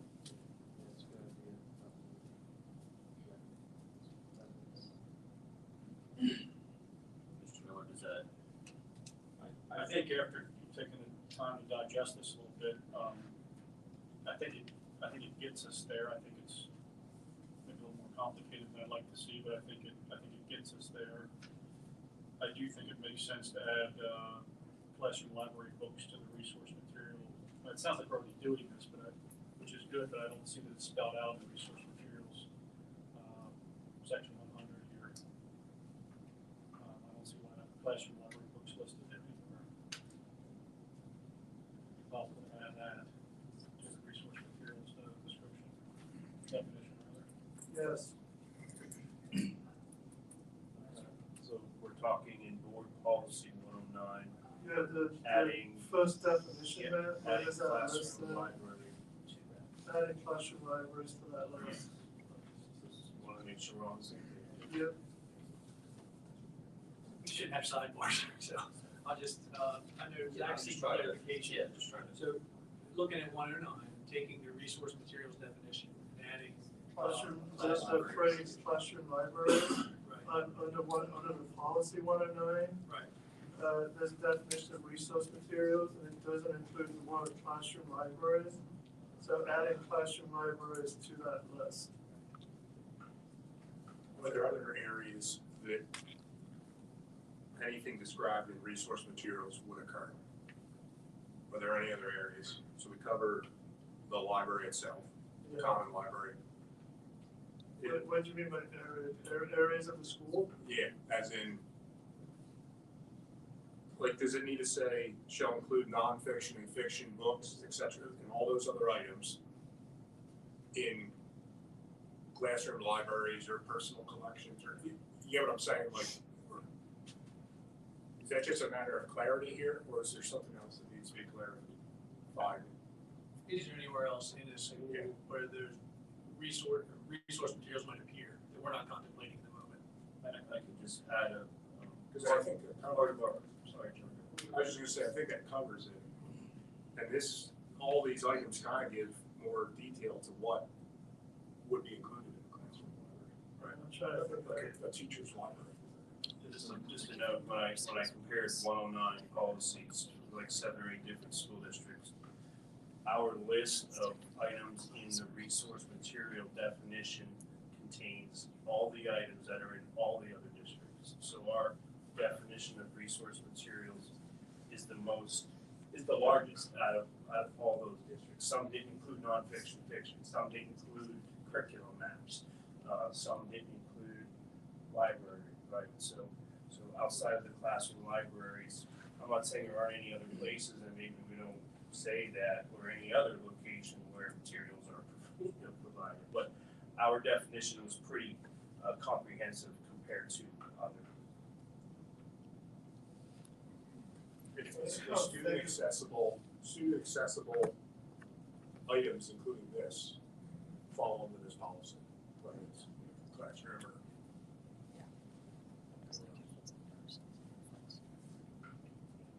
Is everyone okay with, sorry, go ahead. I was just gonna say, so it's gonna take 2 months to approve the change to policy. There's gonna be tentative approval and final. So it won't be until March that the policy changes. But the administrative guidelines are flexible. Like, that's gonna go into effect tomorrow, like as soon as we agree on, and so that's the value of having strong administrative guidelines, is that we're more nimble or flexible to make changes to that than having to wait 2 months to make a change to a policy. Yeah, the board approves the policy, as soon as the board is okay with administrative guidelines, they go, there's no vote. Just to kind of keep things. Well, we don't have to, okay, tonight, I'm saying, I think we should come back to it, next week, probably. We should come back to it for sure, but we don't, the guidelines don't need board approval. So, I mean, the feel that I got is everyone was okay with the way the guidelines were worded. It was just the, maybe 2 clarifications on 1091, Yes. and then that, And I 109. yeah, the classroom library, so. Is And I everyone? can make those for Tuesday. I can make those too. Not that changes the timeline. Greg, were you saying that we should distinguish between administrative guidelines and policy, in that we have to choose one or the other? No, I'm just saying that by having a very detailed administrative guideline on how you're gonna execute the board policy, right? It allows you to make changes to that much quicker than what we as a board can make changes to a policy. Policy won't get changed for 2 months, but when we look at this or review this again next Tuesday night, if everybody's okay with that, the administration can go ahead and implement those guidelines immediately. So all the things that we want as a board, those can be implemented right away instead of waiting until March. So there's value to having specific things in policy and specific things in guidelines. One example would be the one from a few months ago. So the bid thresholds came out in January, right? So if that was in our policy, every single year in January, we would have to take policy 626 and update it with the new bid thresholds. But we just say in policy, we're gonna follow the bid thresholds that will be determined. Then in our guideline, we put the bid thresholds 12,800 to 22,000. That's just one example of how the guidelines can be useful. Does the board always get alerted of changes in administrative guidelines? Yes. Anything else on that? Yes. There's 3 areas of concern the board needs to be aware aware of that I'd like to surface here. They don't need answers tonight, but they need to be addressed in some way, shape, or form. The first one is that we already alluded to it, that based on the decision tree,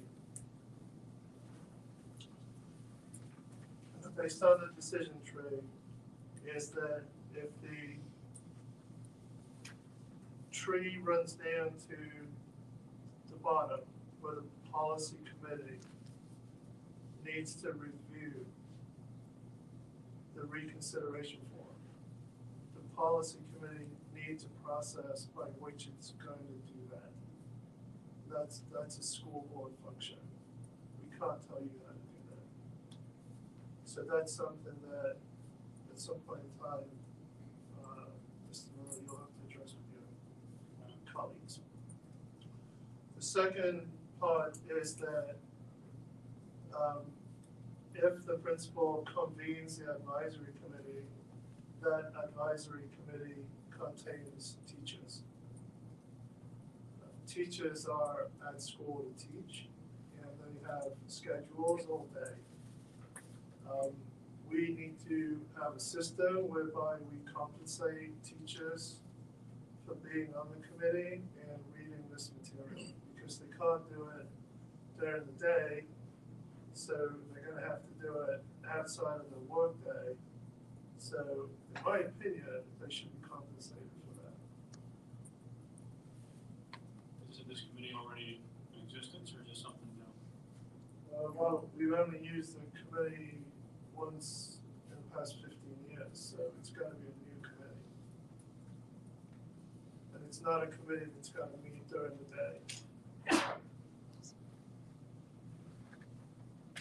So that's something that I have in mind. And then the last piece is the administrative guidelines, 109-3, to help move the procedure along and to be responsive to folks who are requesting reconsideration. Now includes timelines. So our folks, principals, are responsible for responding to these requests. And there's different timelines. I won't go through them, but you can see them in there. In the past, I think 12 days, we've had 14 of these from the public. Reconsiderations.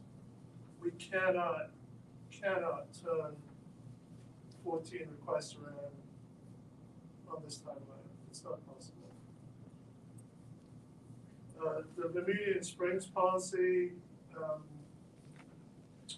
does include a limitation on how many reconsideration forms the committee will review per month.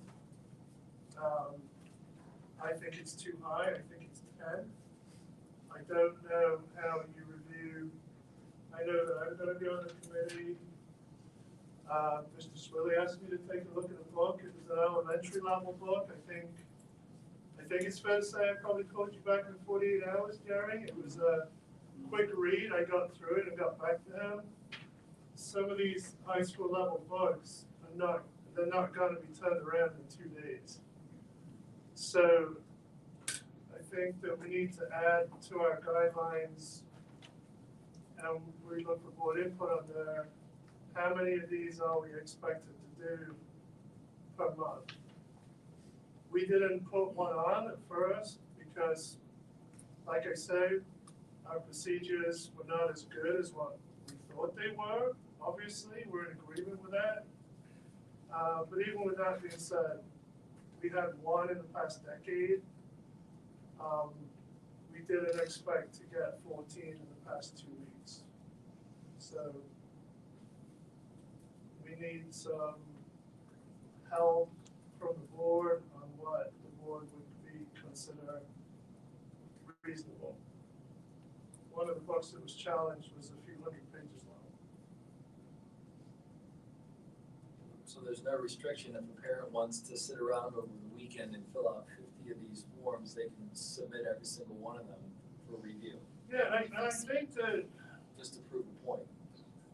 Yeah, and I think that some of the information that was brought forward by the public at the school board meeting, I think it was like spot on. Like it highlighted that the procedures that we had weren't as good as what we thought they had. And I thought it was beneficial to hear that, not to hear it word for word, but just to hear it. I thought it was beneficial, and I think we responded to it. The issue that we're having now that I'm seeing is on the form itself. It says, "Have you read this book?" And people are not checking whether or not they've read the book. So I don't think people are reading the book. I think they're getting parts of books from wherever they're getting them and sending them to us. So we can't keep up with reading 200-page books if the people that are putting in the forms are only reading one-page lists of words they don't like in the books. Dr. Megan, just to clarify, every book that's submitted, that committee, does one person read it or does the whole committee?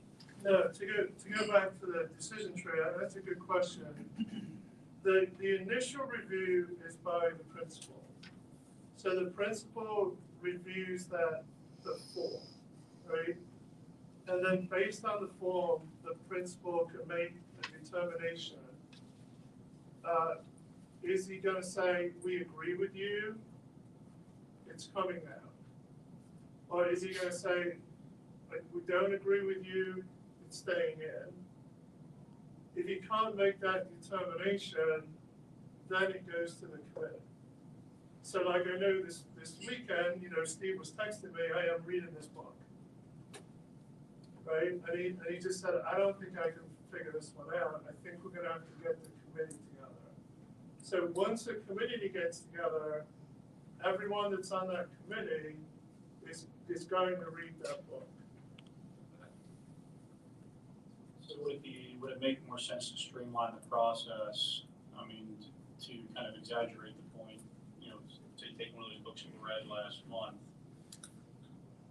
I think everybody would agree, you wouldn't have to read that whole book to figure out the I agree. language. So like, I agree. would there be a way for, and there might even be in here already, if my son or daughter reads a book, brings it to my attention, and there's a paragraph in there that I deem it's explicit, I as a parent submit that form referencing page number, paragraph number, whatever, the principal sees that.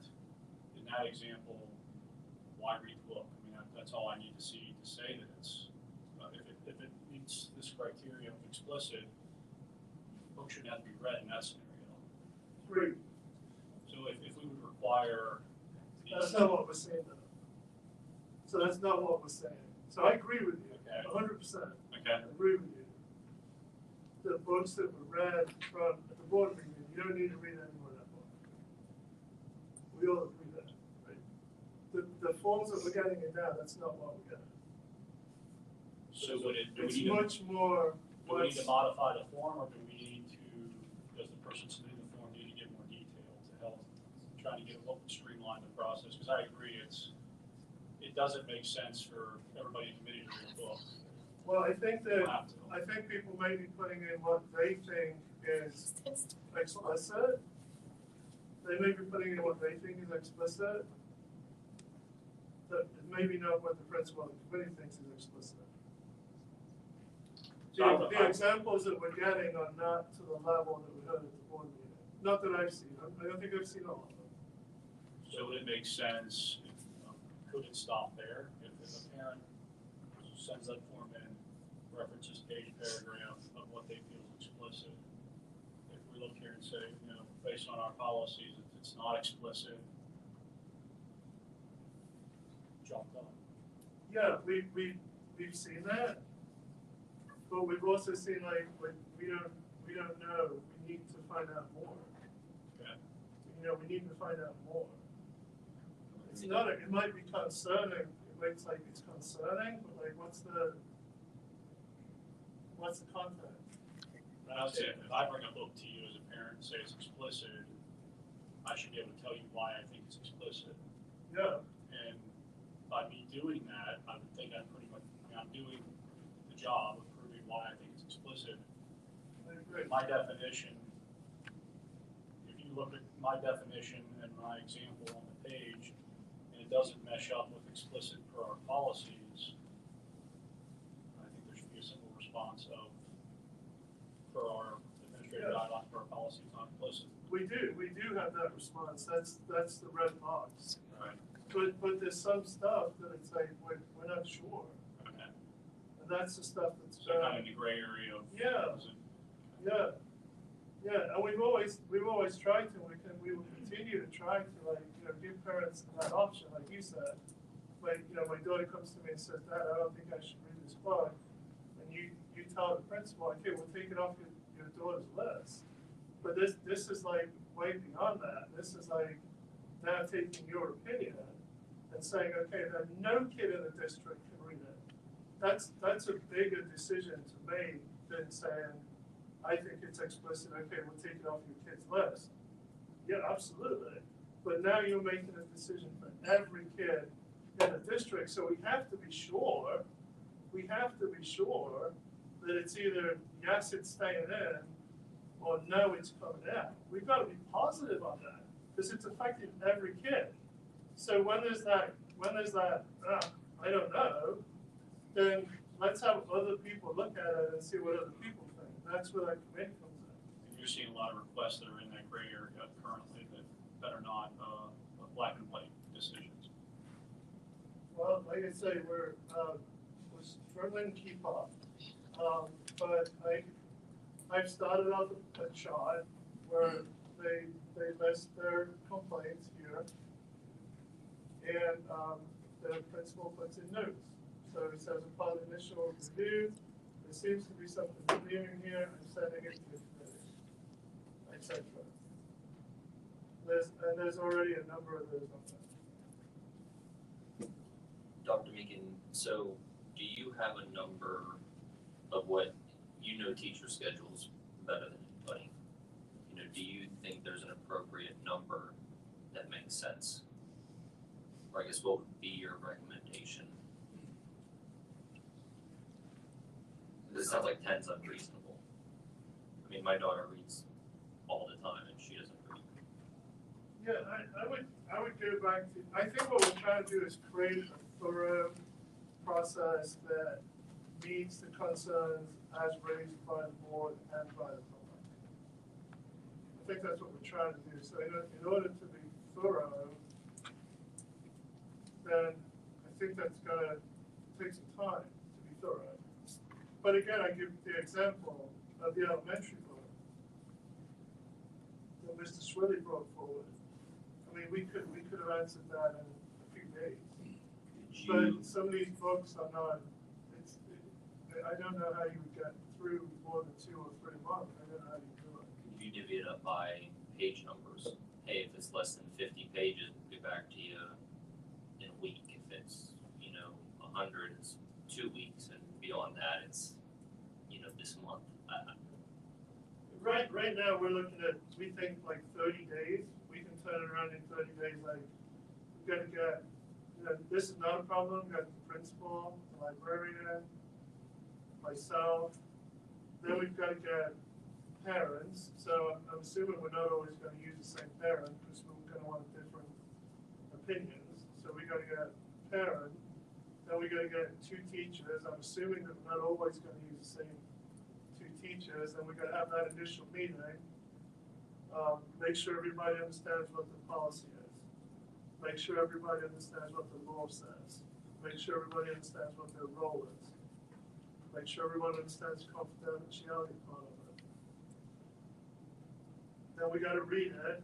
Then we've got to get a date where we can get back together and discuss it.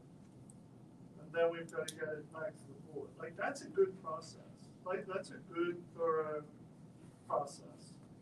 So I'm not saying that we have to do one and then end it and then do another one. But the amount of books that are in that process needs to be manageable, or we're going to be letting people down because we're going to say, well, we told you that we'd be back to you in 30 days, but then people are going to be in front of the board saying they didn't get back to us in 30 days. Well, no, because we got 14 of these things. I think in the policy or the guideline, maybe the more important thing is to have the time for that initial response. Yeah, Yeah, so, because, right, if it is an obvious one, like, we were talking about earlier, you can respond to that now. Yeah. But I think if we at least say, hey, we're not quite sure about this one, here's what we're going through. And, because it's number 10 on the list going through committee, it's gonna be 30 days or whatever it's gonna be. Yeah, and that's what we're trying to do. We said we're gonna get back to it in 5 days, we're gonna get to, if it needs to go to a committee, you got 14 days to get the committee together, and then you got 30 days to respond. And I think we can do that with one, or two, but that's what I'm saying, we just need a limitation. I just don't wanna let people down, and I don't wanna be in front of the board and say, well, you didn't get back to these people in 30 days. Well, no, because we got 12 of them. So that's not gonna make it look good. Would anybody be opposed to letting administration handle it based on their caseload?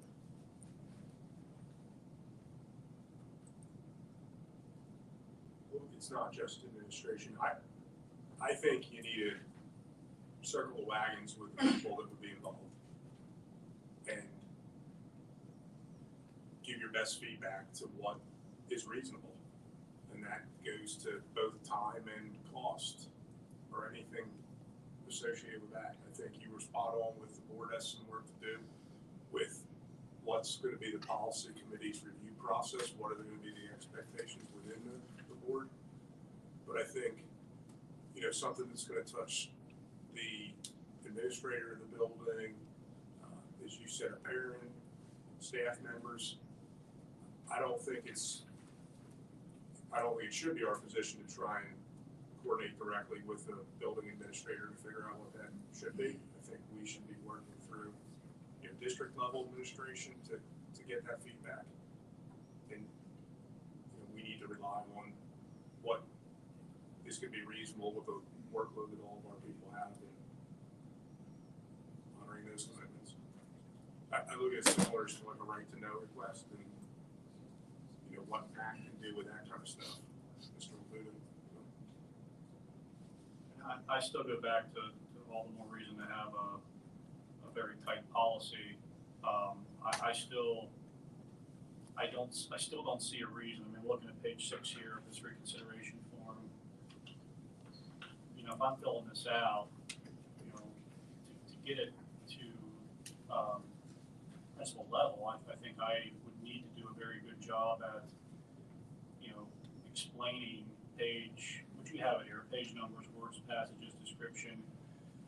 If I do a good job of explaining that, and I'm the principal getting this, and I'm looking at that with my administrative guidelines and my policy, and what that parent writes on there is not a violation of these policies, I guess I'm struggling to see why that goes past, a response saying, I'm sorry, this is not an inappropriate book. I don't see a scenario where that would put the burden on anybody's administration to read that whole book before they respond. I think the burden would be more on the person issuing the form. If my description does not show that it's against policy, then I need to come back with a better description, or the book's going to stay in the library. So it's not parents though. Our guideline says any district resident, like my mother, can submit as many of these as she wants. I use the example. No, I know. What I'm Parents. saying is that anybody can, and that's the But I hard think, part on this. I think with even with I understand. you should, like I I understand. and I'm open to it. Maybe I'm missing something. No, I don't think you're missing anything at all, but I think, we're trying to, even with using the law, which we're using the law to have as tight a definition as we can, there's still words in there like graphic, patently offensive. The media policy uses the word borderline. those are all very gray words. And I think that's where it comes into that, what you're talking about. Just not to be able to make a decision like. Dr. Meekin, could I just say something as a building level principal? Sure. So like, there's one that's been brought to us that like authors don't always come out and say, as explicitly as was read before, this part goes into this whatever, right? Like there's like they paint a picture, and so the same exact words in your head might look differently than what my head look in his head, her head. So like it's not always explicitly stated. There's figurative language. There's all of those things that builds a context. So one of the ones that I have received is Julie of the Wolves. There's a mention of that in there where there's an arranged marriage. There's a boy who like lays on top of Julie, like tries to kiss her. So someone could read that and think he was trying to wrestle her. Someone could read that and think he was going to rape her. Someone could so that is not as super explicit for me as the principal to say, oh, well, they were just having a little wrestling match. No big, there's context around it, and it's not, again, they're painting a picture with words, and the picture in your mind might be different than the picture in my mind. Does that make sense? Yeah, I think that's a good example. And my opinion would be that then would be kicked to a committee to discuss. I don't think in that example, I would say you'd have to read that whole book to come to your conclusion. You say you don't think the whole book? I don't see, if you're looking at this form and the parent does a good job of explaining page number and whatever you need to look at. I would just say there's pieces of character development that might happen on page 2 that have a big impact on what happens on page 94. Is all I'm like. But I would say, in an effort, my argument would be in an effort to streamline that if I'm the one submitting that form, I should tell you where to look there. The burden isn't on you to read the whole book to figure it out. Correct. I think in the effort to do an earnest and thorough look at things, I think that's where I would prefer, as the principal of the middle school and a father of people that are attending these schools, that we would, instead of doing it quickly, we would do it well. So that's all. And so I hear what you're saying. I think there are some clear cut, we're taking that out. What is this even? I don't even know how this is objectionable. But I think a large part, because of the nuances of writing and painting the picture, I think a lot of it is way more gray. And I think when you're in doubt, let's have more people look at it and talk about it. And then I think splitting hairs of, do you have to read just that or the whole thing? I can think of some examples probably where you're right, and I can think of some examples where I think you should probably read the whole book. So, from a building level person, just wanted to give an example of why it sometimes is more gray. Yep. Mika, the 14 books that you've gotten, I know you haven't seen them all, but are they all, is the concern of a sexual nature, or are there other things that have manifested? All of the requests for reconsideration have had the sexual nature within the justification of why they think the book should be reconsidered. A number of those have gone well beyond the sexual nature, which is what the policy looks at, and straight into perhaps violence, social commentary, well beyond the intent of either this policy or, to be frank, the union's policy. That is a defining element of this policy that we're considering, and the remedial strings policy is it's relevant or speaks only to sexual content as far as where people may have issues. Yes.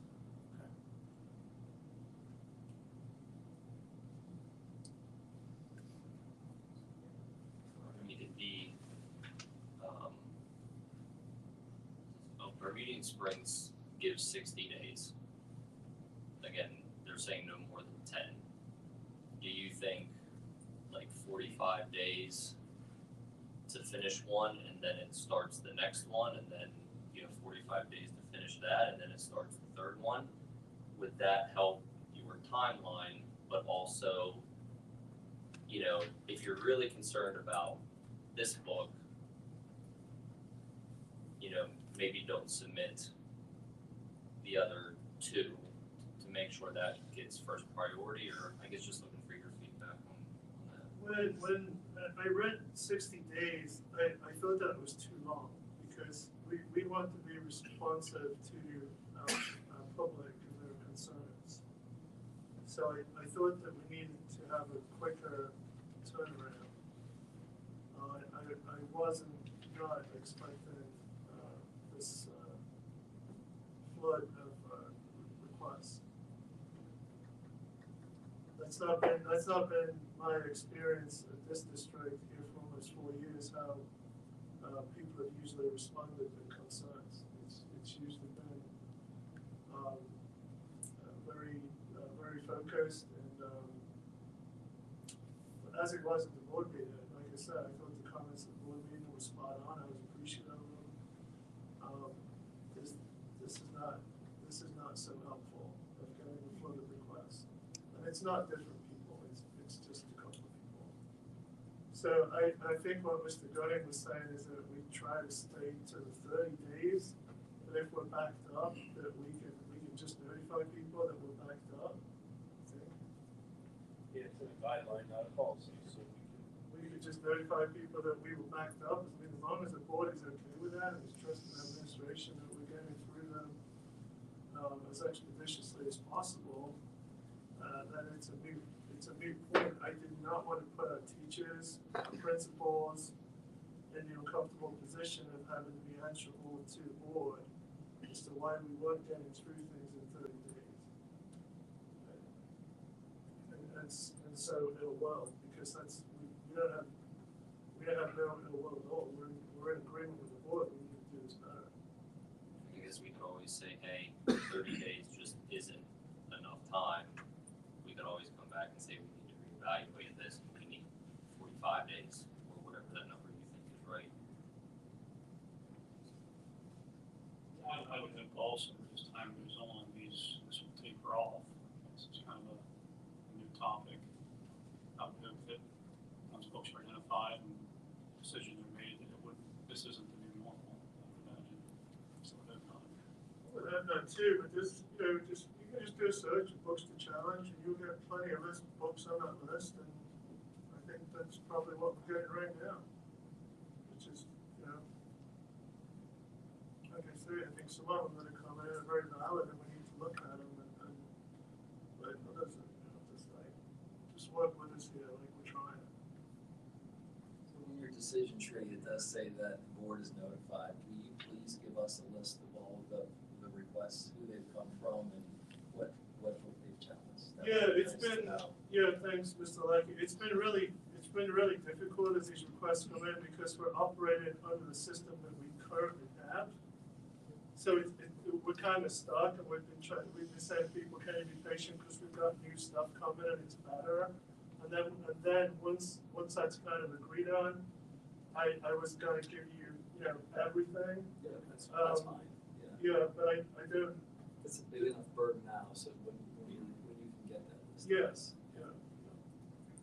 And then going forward, of course, it would just be part of the monthly report under, I guess it would go under curriculum. I would just submit the reconsideration request that we had this month to Mr. Becker. It would go on the board meeting, and then you guys would see if there are any that have been determined, you would see that, and then if there are any that you needed to get the committee together to review, then you would see that too. I'm guessing that's how it's going to work. It's just a free flow of information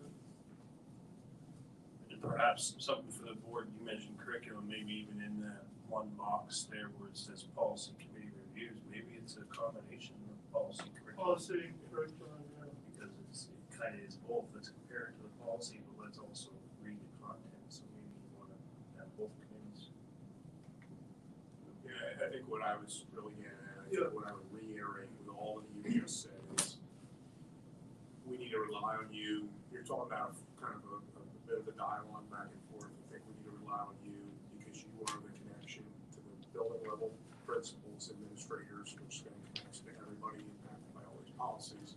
Recognizing that our principals still need to be available for all the day-to-day needs of the school when everything's going, whether there's an issue, a parent needs to meet with them, a student needs to meet with them, there's grades, there's trying to get into college, whatever. Okay, I think it's important is that we need to rely on what you are seeing as the pulse of what makes sense based on the workload, the load that you have coming in now. How many of them are deemed A? That's an easy one to just say yes or no to. How many of them set in the gray area?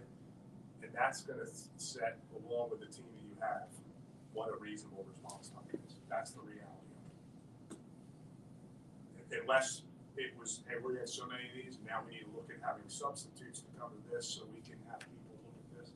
I think I'm not going to know that. We're not going to know that.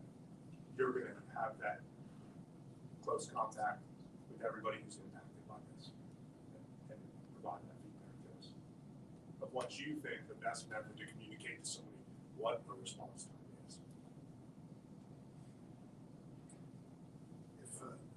If a request is sent to you for reconsideration or comes from the school, and it's made, how many of the people in the committee would be asked to look at that book? Is it usually a singular person in the beginning and they find something or they don't? Because economy of force would dictate that you may not direct if there's a 7-person panel that also would tie in its entirety. So, you know, I'm not saying that we would do that, but I think it would make sense to delegate, okay, somebody's gonna look at this book, give it a brief read through, if they don't see anything, and maybe one other person will take a look at it, but I think, you know, making it kind of market efficient, we don't waste our resources on something, and it's not a waste to look at it, but we don't overdo it because people's time is valuable, we have limited time, limited availability, limited materials. So I don't think we can make it an all or nothing thing, but I do wonder when a request is sent to the school, how is it delegated? Does one person begin the process and then where does it go from there? Maybe we'll start it, but to put 10 people on it, maybe a misdirection of force. Do you have an anticipated timeline when you need to know what the board's process will be? Oh, no, we don't need to have that timeline. I mean, at that point in time, it would become a board function. So basically, we would alert you that we finished our review. The person is not satisfied, and it's coming to the board to make a final determination. The reason I ask this is, again, back to the timeline, if we're expecting to turn something around to someone within 30 days, and you've used 28 days. Oh, no, I think the way we have it is each section is a time, and then when it gets to the board, then the board would decide what the board process is from that point, what the board is comfortable with. So, we haven't seen that yet. I mean, we have finished a couple of these, and I think a couple of them were like, yeah, we agree with you, we're gonna take it out. And at least one of them was, we don't agree with you, we're gonna keep it in. And the third was satisfied that we reviewed. And that was the end of it. So there's nothing up past that point yet. Mr. Becker, to your question, the this does a nice job of where it goes first. So it does start with the principal. And then the principal might convene the committee. So when you were talking about, does it go right to the committee right away? It does go to the principal first.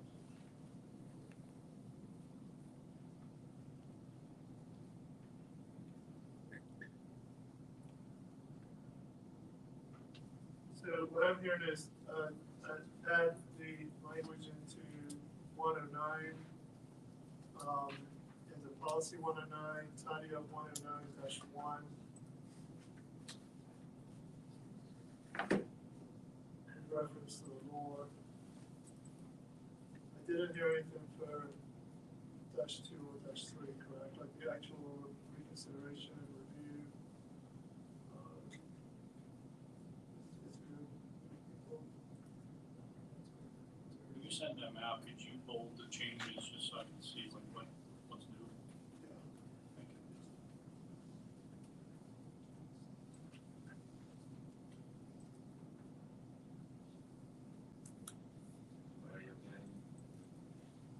And then administration might look at that section on the top of page 3 with the 14 days, 30 days, if we need to adjust that possibly with the deluge, right? Yeah, I'm hearing from, again, correct me if I'm wrong, I'm hearing from the board that the board is saying try to stick within our timeline, but if not, communicate why we are not able to stay within that timeline. That's what I'm hearing. I'm hearing the board support says that we need to extend the timeline. I think that makes sense for now. If you continue For month now. after Yeah. month to get hammered with these, then we can revisit We it. can revisit it. You know. Yeah, okay, thank you.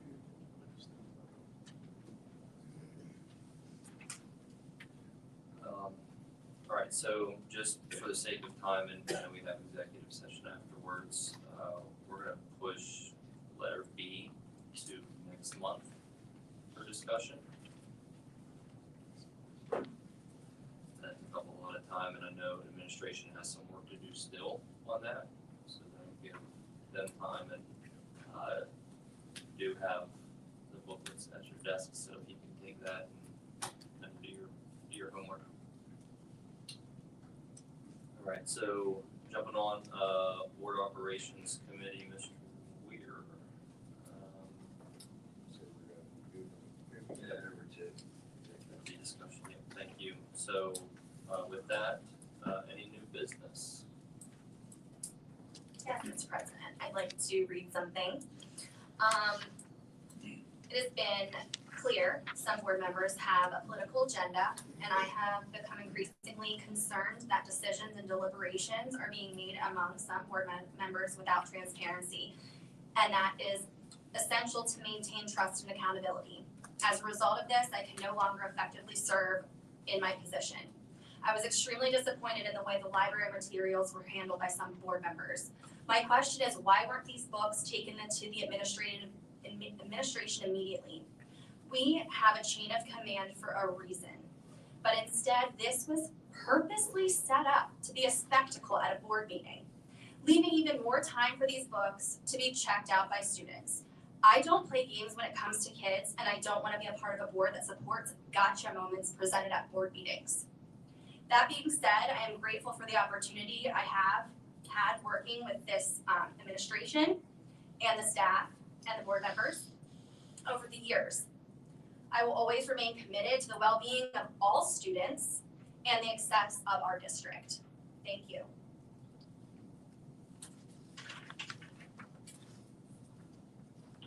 Very much.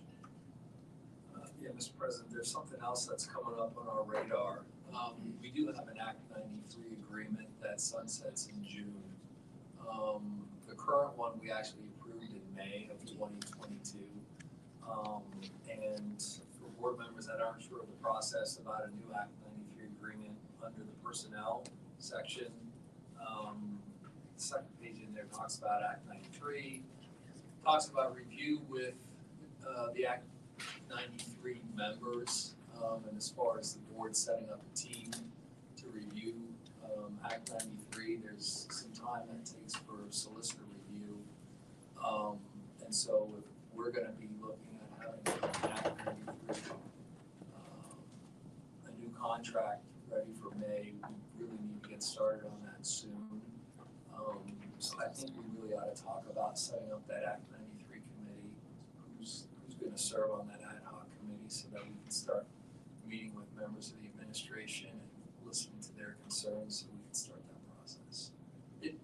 I think it was an oversight. We didn't really put it on our board planning calendar, but when you just look at what's coming up, that's definitely coming up quicker than we all think it's going to be here. So.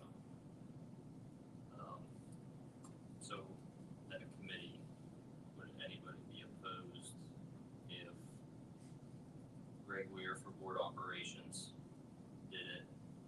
And speak of if you don't want to. Mr. Rudy, you had experience on the last one. And then I could also chip in on that one. I'd like to be on that one as well. As part of personnel, I'd like to be on that as well. I'm a former Act 93 administrator for 29 years. I'd like to be on that committee. So I think it's important to have odd number, and I would say more board operations because it's really not personnel.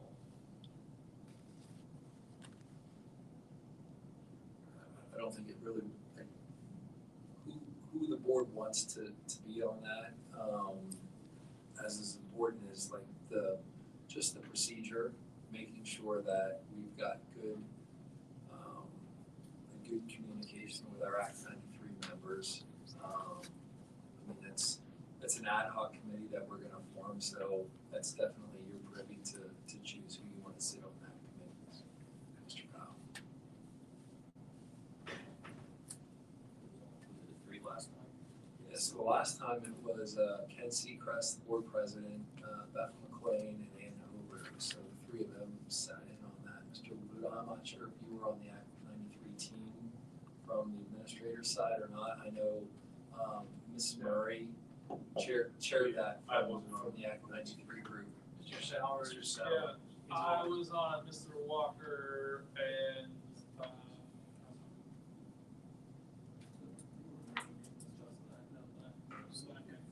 so, yeah, so I was on the committee last time when we met. There's been different times, like, I don't believe every board member was present when we met the last time, that was on the committee. Other times, there's been 2 or 3, that were there. It was a meet and discuss, just regarding that, so I don't know that there's a number that you have to have. And I don't even know that you need to make a decision tonight. I'm just saying that it's something under new business or for a future meeting.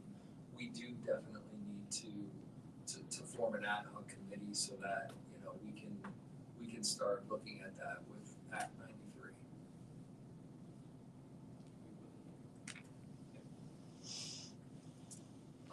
Yeah, I think you would reach out to the Yeah, Act so- 93 team, Troy. As one of the and set some members of that, meeting times. we've met and discussed a little bit, so we surveyed the Act 93 group to see their one, some of that stuff. So we had that discussion, and then I was gonna reach out to Jason, here in February, March, to then find a time to meet and discuss with whoever was coming from the board, to represent. Yeah, we'll form that and then, you know, I can touch base or Yep. figure out. And Troy, it's you, Mike Walker, and Lindsay. with Tom. Tom. So you have 3 members? Yep. Okay. That's just gonna ask you, is there a reason that there's need to have an odd number from the board? I'm just asking. I mean, anytime helps break a stalemate. So, you know, do 3, I do 5. Makes for long meetings 2 versus 2. So, but we can figure that out, so, okay. Alright, just under new business, I didn't get a chance to, but, I would like to publicly thank Alyssa for her time. And, I know she brings a different perspective to the board, and so I think she will be missed, and,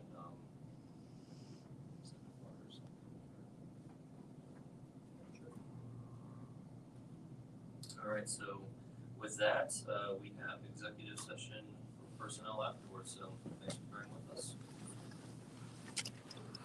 Do like 7 minutes. Okay, everybody, thank you for tuning in. This is our live stream of Northern's policy meeting. We are going to have some post game here in just a few minutes. As soon as Julia and Jess get out to the car, that's how we were live streaming this. Northern does not have; they do not live stream their meetings. They do public minutes, so that's what we're doing right now. We were just live streaming it for public record. Julia was using her phone through the Boiling Point Podcast StreamYard, and that's how we were streaming it. That's also why it was hard to hear. I also apologize for the change in volume from everybody for me getting on. It ended very abruptly. I wasn't quite ready for them to end. I thought it was going to be a few more minutes. So, yes, that was a long meeting. Apparently, there was some issues with the reading and resource materials in the library. That's what most of the debate was this evening, and which was an important topic to have, certainly.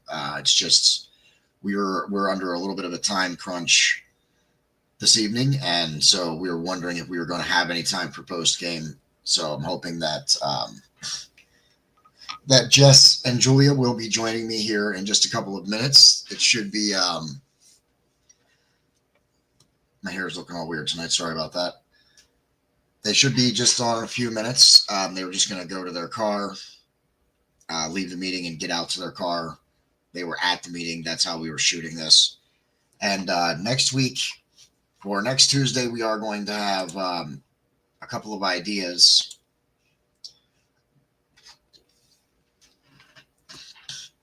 Thank you for Diane for giving us that information. I did not.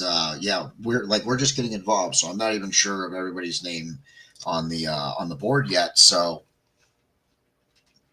yes, she did resign, and that's good to know that her term was up here anyway. And I do believe that we do have Julia and or Jess. I don't know if you'll be able to see me. We're in the car. That's okay. Seeing you is less important than hearing you at the moment for at least a few minutes here while we do our post game. So that meeting ran 2.5 hours there. Certainly not what we initially were anticipating. We expected maybe an hour and a half. I was expecting an hour and a half to 2 hours, but not that long. So, but there is a lot of discussion, and Alyssa resigning, we were not expecting that one. Yeah, I was going to say we did not discuss that at all. No, I knew that she was up for the election. I know that she wasn't going to run again. But yeah, I didn't see her leaving early. And for her, that gotcha moment, I mean, that was like, she wasn't even at the last school board meeting. She was at a sports event for her child. So, I mean, so she's clueless as to what was even went on at that last school board meeting. And I don't know what she means at that moment. I mean, the fact that parents did their due diligence and basically research for themselves. And I think if she was there and actually heard us reading those books, she would have had a much different reaction.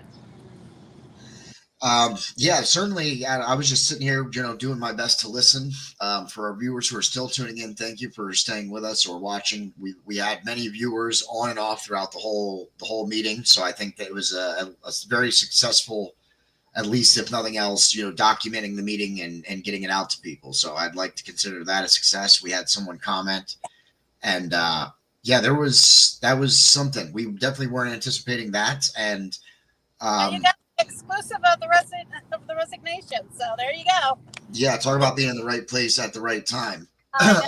Jess had said something to me about your guys' names or something were put up on the board. We could not see anything on the screen.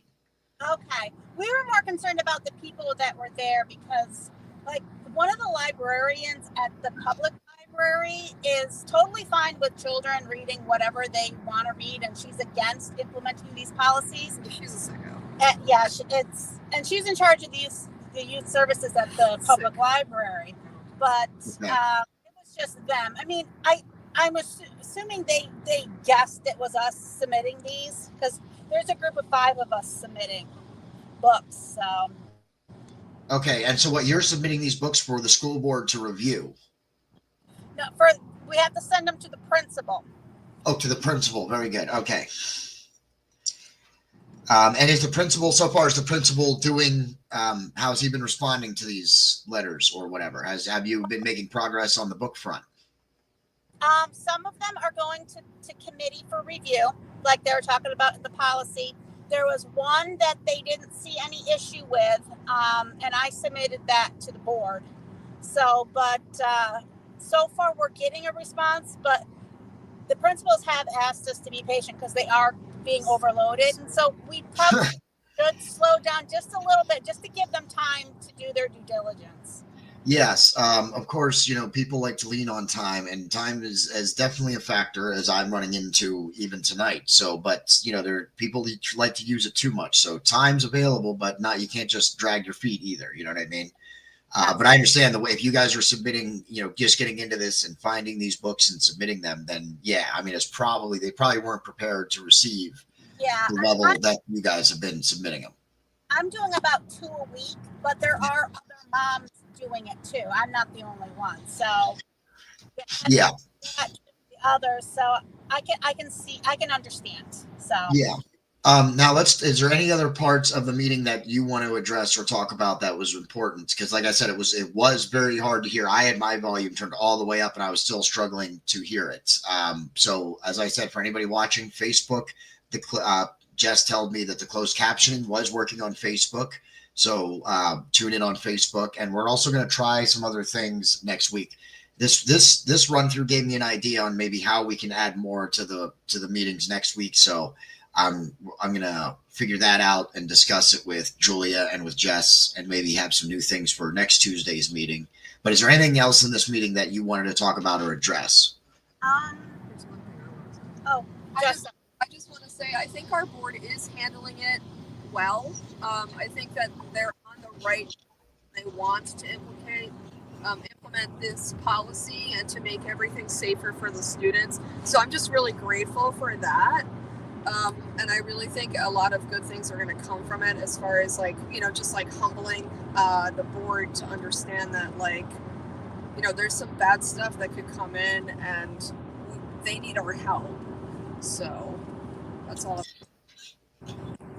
Yeah, I couldn't agree more with that statement.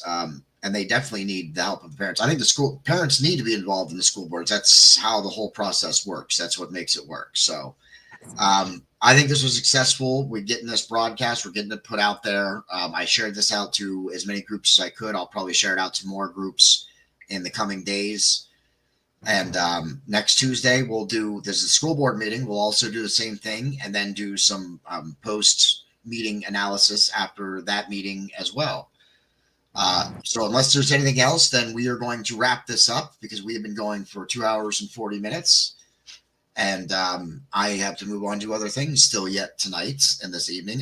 Just for documenting purposes, this is the meeting for the Northern York School District on February 18th, 2025. I wanted to make sure we got the date put in this somewhere. So thank you for Julia and Jess. I think we might have lost Julia. She looks like her camera is frozen up. Thank you, Julia and Jess, for helping us be able to put this on for Northern School District. And until next week, we will see you next week, or Thursday. Thursday, we'll be doing West Shore School District meetings. So we'll be back on Thursday. And until then, as you saying something else? Is there something else? I was just saying thank you. I'm sorry.